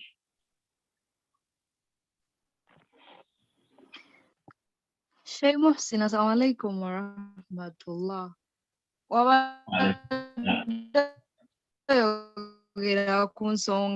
That is either the married one or the dating. What's your opinion? Wanji kutusema kule. Ekibuuzo ekirala ky'obadde otubuuzizza, like wabadde obuuza and that no thing. Ani ayanguyibwa okugambibwa no? Omufumbo oba dating? Okay. Who gets it easy to say no? Of course, to me, I will choose a married one. Now, let me give you a scenario. Someone who is dating, bamugambye njagala kulya pizza. Njagala kulya pizza. Now, dating bamusabye pizza. Married asabye pizza. Married asabye pizza. Ayinza okuba yalabye ensawo y'omwesani. Maybe yategese koti wafunye sente n'agamba olero komawo ewaka ne pizza. Married. Siwe kiri?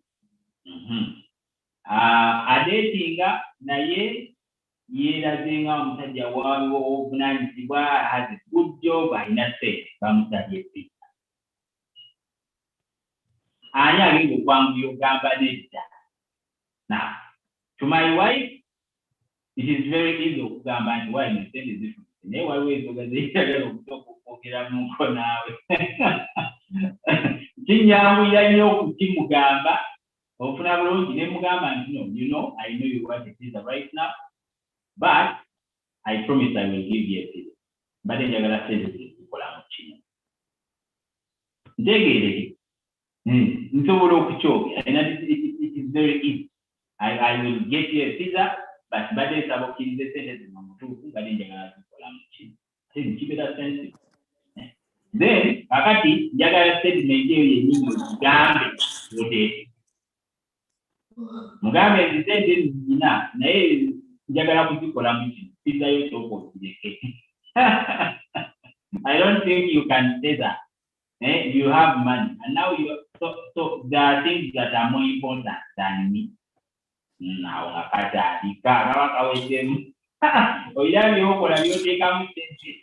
more important than me. So, to me, someone who is dating has it difficult to say no. It is very challenging to say no. So, I tell your wife, you can say no and then give a very good explanation. I say, muzidi ya peyo silamu, nuwakubadete tulimbirawo. Na ate waliwo mufumbo wakkirizibwa okulimba walaba ng'ekintu kibadde kigenda kuvaamu obulungi. Tegeereke naye kaakati adeetinga ne bw'olimba guba musango. Bw'adeetinga ne bw'olimba guba musango. Gw'alimbye gw'atawadde eyo kino akuwadde n'olabika bubi n'omaliriza nga you're too down n'ate omufumbo ayiseeyo. Anyway, to me that is how I think. MashaAllah, MashaAllah, Tabarakallah, Alayka. You've said everything. I should say that. Thank you so much, Sheikh Mohsin, for bringing in the beautiful idea. I think Sister Faidat have heard what our Sheikh has said, MashaAllah, Tabarakallah. Yes, Sheikh Hussein Bulaf, his hand is up again. Yes, Sheikh Hussein, please unmute yourself. I just want to give a wide smile to Sheikh Mohsin. Nga bbiri esookera ddala njagadde okubanga nkijjayo nti omuntu omufumbo ono ayanguyirizibwa okugamba nti no, reason being he is well sure nti gwagamba no amutegeera era agenda kitwala bulungi, like they are going to discuss, and I would strongly get to that. Naye ono wa dating omuwala watukunyiiga ng'omumye KFC ne w'omugamba nti njikumye lwakuba nnina renti wange ajja kunyiiga lwakuba tumuwadde KFC kubanga of course yakirabidde awo. Kaakanta awo kantuddemu nnyo ne ndabanga mu butuufu. Saba Allah kutuweerejja na Sheikh Mohsin. Awo omanya wiiki yonna zeeka bazigenda kuyingiramu abadde wiiki ogenda fulumya emitwalo 2 okumukomyawo olw'okumumata. Olina kufuna kinene singa kikubisaamu pizza osobole okuzza akakyati ka WhatsApp kaddemu atambule. I think we should borrow a leaf like out of the marriage situation. I would strongly employ and encourage my brothers and sisters here to be real. You don't have to fake anything when you're dating. Yeah, and then lastly, this is a principle in the Islamic style of dating. Okudatinga kuno omusajja talina basiraamu obugamba nti teeka muwe. Naye ate with marriage it is there. But surprisingly, osanga omuntu nga bwe baba datinga ayanguyirizibwa okuwa omuntu naye mu marriage ate n'azibuwaliza okukola ki? Okumuwa. So let's try to also remember that. Nti ono gwo datinga omuwala anyiiga nga omumye iPhone olw'okuba oyagala kugula ttaka n'akunyiigira. Okay, let's get to post kunyiigira. Bw'akunyiigira kiba kitegeeza either temukwataganye, temuli klasi y'emu. Ekyokubiri, oba oliawo is not the right person, or maybe he is not the right person. Something like that. Get to someone who is going to understand you. Something like that. Naye ne mubeera mu dating nga kulimba bulimbi from 1 to Z. Sheikh Musini nga wagambye ne mutuuka ne mu cafe jabazi nga tomanyi kaliwo akakamulali kaliwo ak'omunnyo nga tosobola nakubuuza kubanga ogenda kuswala. Something like that. Nze ndabira ddala nga muba mukatemba mwerere drama, living away with reality. And trust me, if at all you adopt drama over reality, you must regret at some point. Barakallahu fikum. Barakallahu fikum. Sister Aisha, there one is Yes, Sister Aisha, I think Sister Aisha and then Sister Rahma also, his hand has been up. So let's give Sister Aisha. She was on, she went off, and then Sister Rahma. Assalamu alaikum wa rahmatullahi wa barakatuh. Wa alaikum salam wa rahmatullah. My opinion about today's topic, that is dating and married, who has it easier, is that first and foremost, dating is a preamble or like a curtain raiser for marriage. So in whatever you do while dating, ensure to be real.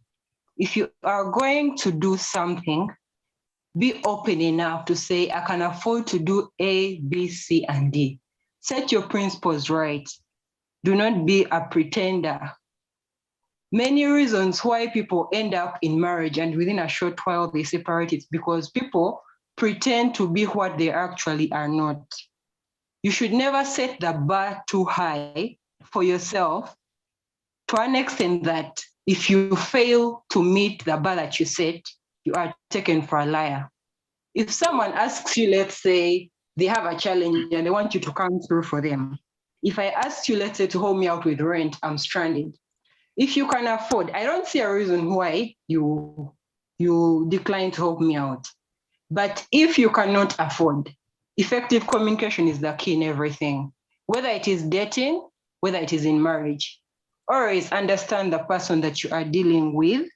Take time to be in that position to clearly express yourself without sounding too rude or arrogant. You may not have, and I understand, but how do you tell me that you do not have? It does not matter whether you're just dating me or you are married. The other challenge that, of course, the ideal, most people are saying that when you are married, it's easier to say no. But how do you place your no?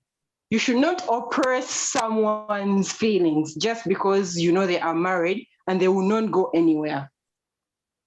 So that whole thing of saying that it is easier to say no when you're married, of course, it's the ideal because you expect that your partner will have to understand you regardless. But the bottom line should be understand your partner, communicate. What you said while you are dating will eventually evolve into what you'll have while you're in your marriage. Thank you so much. Assalamu alaikum wa rahmatullahi wa barakatuh. Yes. Okwongerezaako ku pointi ye yasoose katono nnyo. Yes, omuntu asobola okusetinga standard n'akugamba nze nti naye mutuufu nze yenze ono. Otandike okumwagala nga bw'ati, right? Naye era waliwo okutekisa ne bakusaba ekintu nga bw'oba okirinye nga tokiwadde eyo olabika ng'omukopi. Ntegeerekeka kakati gamba weegizaako basobola okusaba kalugambe airtime kale bakusabye MB 10 nga mazima gali gwe naawe kennyini MB zekugazaako yesita nezigenda okusaba ezijako tozirina naye bakusabye MB 10 kale katugambe ng'omugamba nti naye nange sinyinaako ngenda kukwawa naye naawe waliwo omuntu gw'oyandi naye naawe ate olimba okisusiza naye 10 kikubuze. That is what runs the back of the mind for a youth omuvubuka. So yes, you can set the standard, but the point still stands. Waliwo bajja okusaba nga tolina nga ogamba nno ogenda kufiira ddala bwogulira ale naawe wankubadde njagala musajja naye naawe olimaavu nnyo. Then ekifaananyi notandika okutoba tandika okuyiiya embizi 10 ozijjeewa ebyo bibaamu bingi mu kubeetinga. I just wanted also to add on the last point to someone who is dating, what you're investing in an impression. To someone who is married, you're investing in love and relationship. Essentially, what iPhone knows, you're investing in love, you're investing in strength, you're creating memory of that relationship. What iPhone knows, you're building an impression, a good impression. So when you're building a good impression, what happens to impression? Most of the time they fall down and you get exposed. Kati akati mumpeje abbe badayagala kulabanga asobola naye okugula iPhone enkeera kagudde mazzi enkeera kagudde mazzi ate ezikalinga bagenda zisaba ate ali basaba. So anyway, Sister Aisha, is it not Tabi Aisha? Yabadde awanise omukono manyi waliwo n'omukolo gwa faida tugezeko okufunza tumalize n'emikono egyo tugalewo zo. Assalamu alaikum wa rahmatullahi wa barakatuh.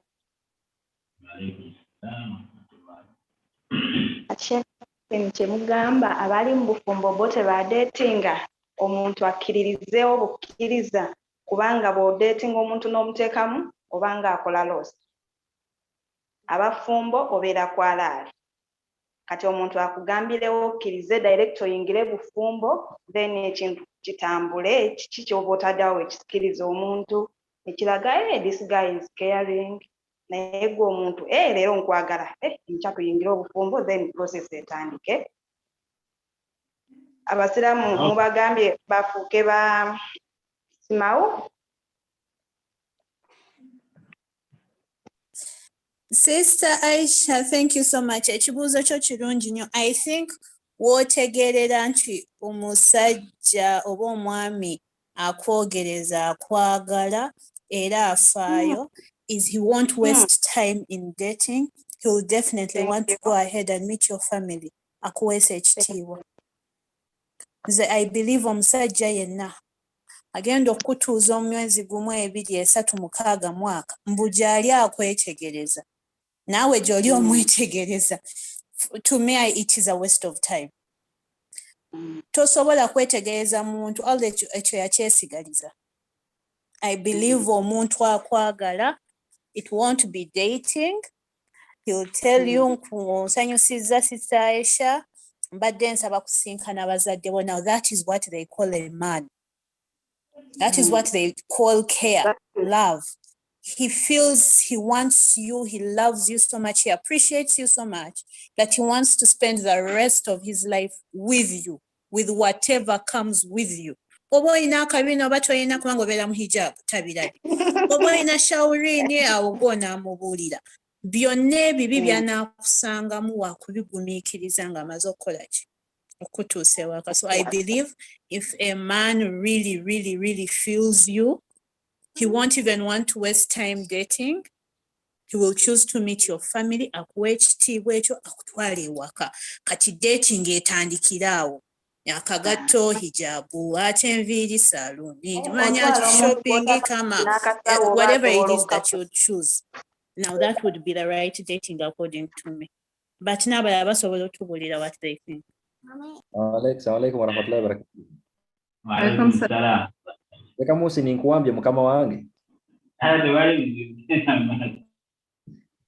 Okwongereza ku bigambo Sister Aisha byabadde ayogera nti abasiraamu tubagambye bafuuke basimawu. Point si ya kufuuka simawu. Point enkulu eri okukifuna mu ango ekyasinza okubeera ennungi si mu ango ya bukodo. That's the point. Then ku Sister Sharifa point gyayogeddeko ndabye nga nkulu nnyo mu dating mulyango mukulu nnyo before marriage. It's not a matter of fixing time nti it should be 6 months or maybe it should be a year.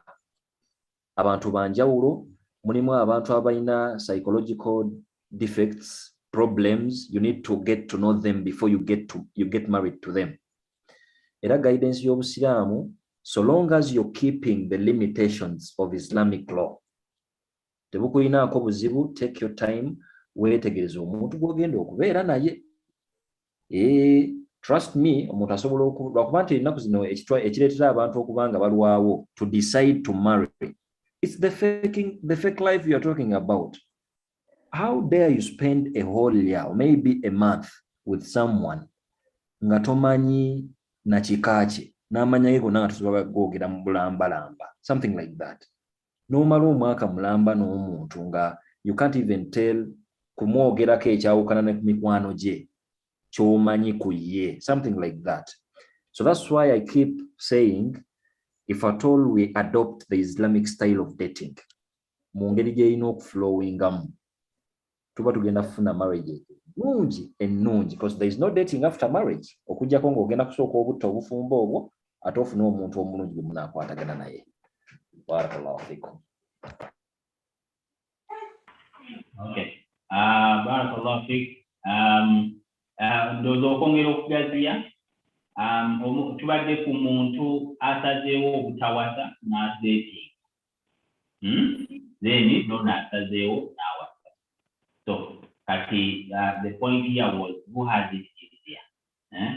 Bona asazeewo ne babeera abafumbo bonna ne bawangaala nga bafumbo, oba nagayinda atugenda kuwasa kanteetinge nja kuwasa ddanga akaseera kakoze katuuse be tubadde tugezaako okupima n'okulaba ani asinga okwanguyirwa. Waliwo ebintu ebimu abantu abadeetinga bye bagamba they don't have to deal with, ate abali married they deal with them.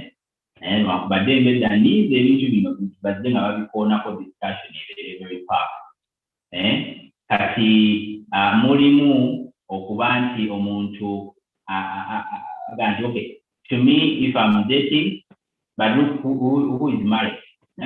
Mwana alwadde alina okugenda mu ddwaliro okujjanjaba, nze embeera eri nga ndikaweweevu kubanga omuwala alina bazadde be balwadde bali mu mujjanjaba. Si bwe mutera okugamba abavubuka abadating, so musobola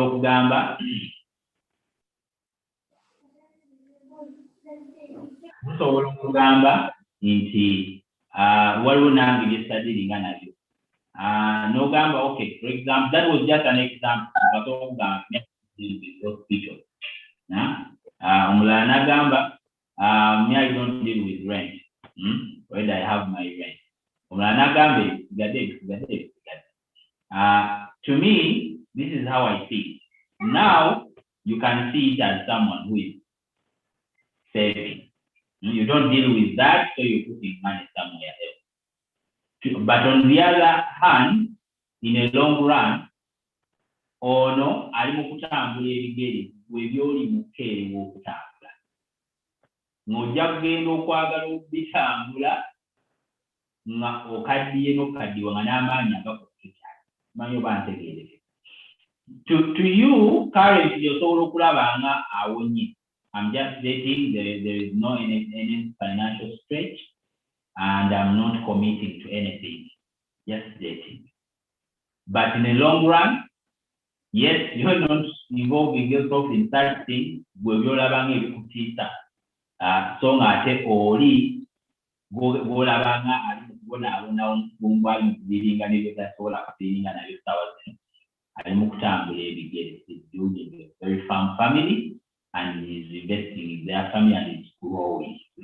Sente wajiteeka wewe watuufu wenyini kati speed kwatambulira bw'oyinza okugira abantu ennafu naye ate oyinza kumukakinga hapo. Anyway, to me that is how I see. I just wanted to bring it out.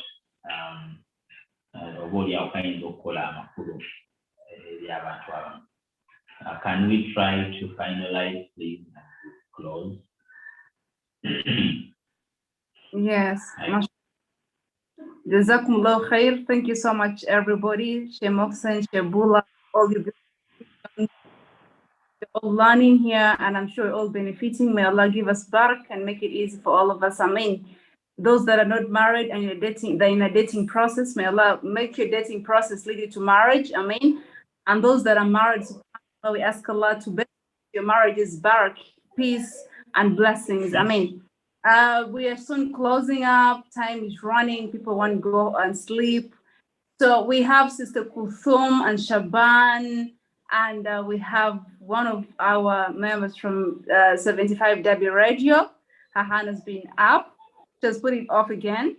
So I want to give about just one minute, please, for those that are on. Kindly, some people can close up. I'll start with Sister Kulthum. Sister Faidat, I've seen you. Let the sisters up and say anything to say something fast before I can give you again a chance, inshallah. Yes, Sister Kulthum. Yes. Alaikum. Alaikum wa rahmatullahi wa barakatuh. Wa alaikum salam. Yes, I wanted to comment about Sheikh Mohsen's point. Yes, Yeah. he was saying that those in marriage, it is very easy to say no to them.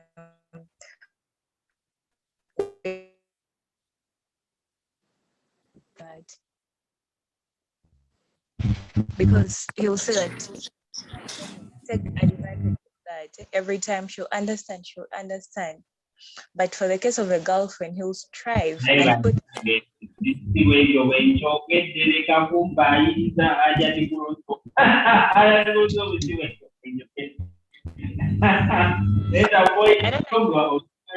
but that is not what I said. The point was who has it easier. I didn't say that it's very easy. Who has it easier? And then I didn't say that you do that again and again and again. No. Okay. But you say, okay, that the wife understands time, right?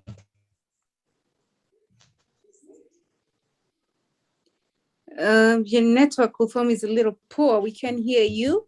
Your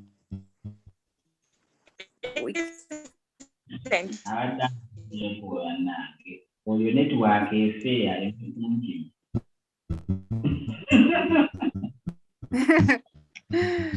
Her network is so bad. Kulthum, we can't hear you. Probably can try later on again.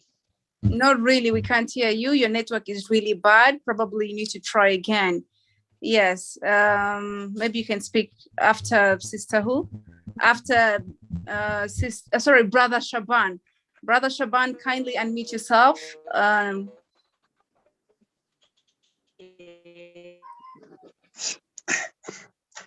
Assalamu alaikum wa rahmatullahi wa barakatuh. Wa alaikum salam wa rahmatullah. Good evening, everyone.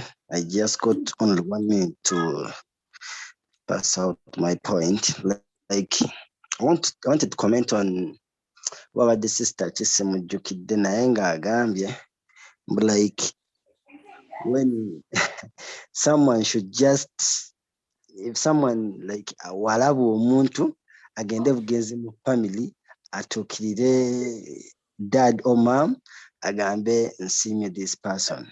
I don't second that.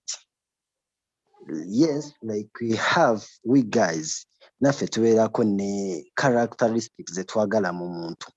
omuntu tosobola kulaba ddiini ye mu lunaku lumu oba 1 week. Tosobola kulaba how someone engeri gy'akwatamu ebintu bye. Omuntu like obwongo bwe bukola butya. Bino ebintu byonna tubyagala. Orizoninga otya ng'omukazi.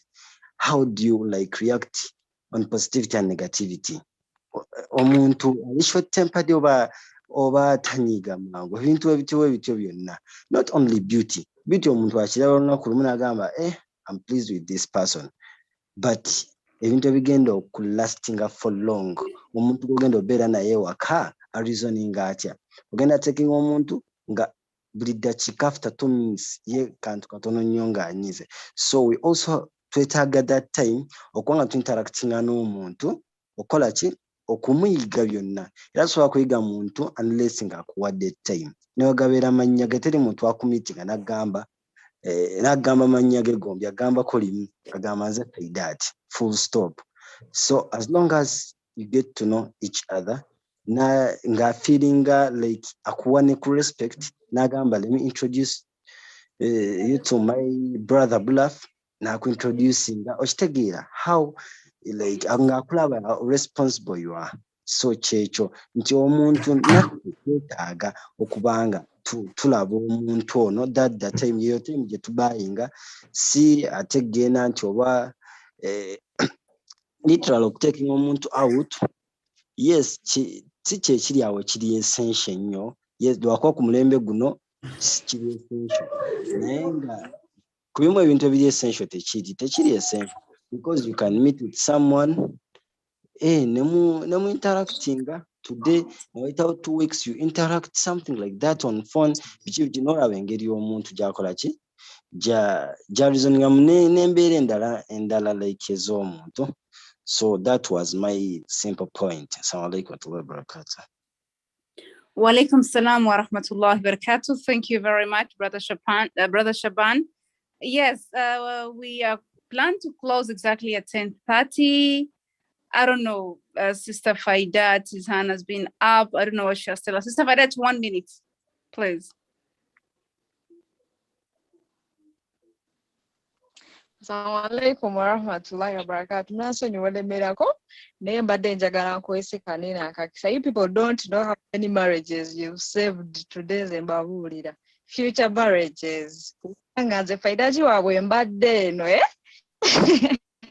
Namanyi when I'm dating someone I'm entitled to a lot of things naye kati alhamdulillah bintu bingi byenjizeemu personally cause omanyi abawala tuba nnyo ne fantasies ez'enjawulo naye alhamdulillah so nsaba like my fellow youths abali eyo nga eno gundi tugibaddeko funemu ekyokuyiga era tweyanziza nze personally neyanza for everyone that has given us their opinion.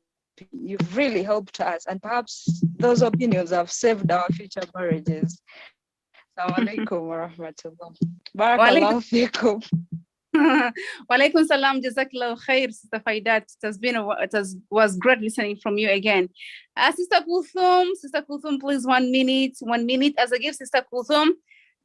Sister Sharifa, you're coming in after her to give us closing remarks and call someone to give us closing dua. Inshallah, immediately after Sister Kulthum, Sharifa, please come in.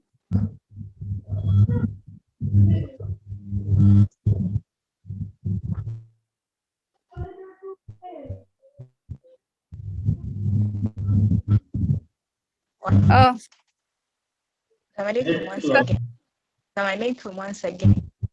Walaikum salam. My network is very. Are you getting me now? We can get you.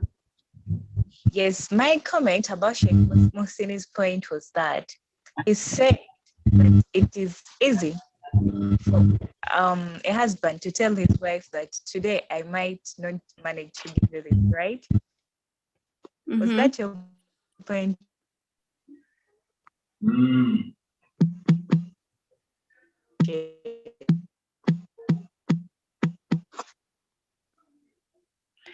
Sister Kulthum, we are really sorry we can't hear from you. We would love to hear what you're saying, but unfortunately, since your network.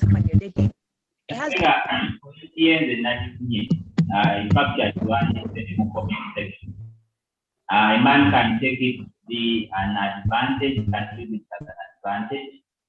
To say no and then no and then no every time, which is not right, and I can't have abasajja no kubanga oli genuine in your nose and how you put them out, as the sister said here.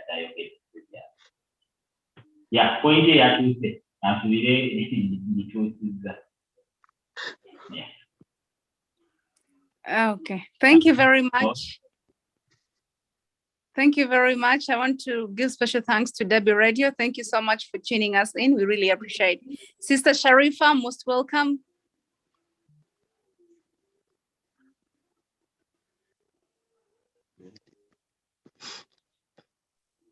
Okay, I think I can do that on her behalf of closing. Kusokera ddala nebaza Debbie Radio for joining us, giving us a hand. I thank the participants, ababaddewo, ababadde ku Zoom, abadde bawandika mu comment section, abateesezza mwenna, Allah subhanahu wa ta'ala abasasi abadde balaba live ku Facebook ate live YouTube, mwenna Allah subhanahu wa ta'ala abasasi. Kansuubire live yaffe eno ebagasizza era kansuubire it has shifted something people can understand. Era kansuubire nti abadde ayagala okuwasa naye ng'atanoonya ate asinziira. Let me hope this slide has helped you to make up your mind and make a decision. Who has it easier? It remains discussion to everyone because you're more entitled to his or her opinion. So, you know, in your mind, conclusion, yeah, withdrawing the family dialogue again. To me, Nabago is a stand yange, to you, it might be different. And I kubiriza abantu bulijjo ngera okusiramu kubiriza wata olw'obulungi obukirimu. Allah subhanahu wa ta'ala fenna twanguyise bagala okuwasa n'abawasa era tutere baraka tukula abantu abagagga ate akole ensonga y'obugagga okubanjire tuyingiza ddala nga tutwaliddwa netutuziteeke mu bintu bye tulina okuteekamu. Alhamdulillahi rabbil alamin. Abadde singa mwenna nga mumanyi mukola haramu tubakubiriza okuba nti twatandisa omwaka mupya ogw'eddiini gw'obusiraamu. New year, you feel good you. Mupya imani zammwe zemuwere okukondera Allah n'amateeka. Assalamu alaikum wa rahmatullahi wa barakatuh. Wa alaikum salam wa rahmatullahi wa barakatuh. Shukran, jazakallah.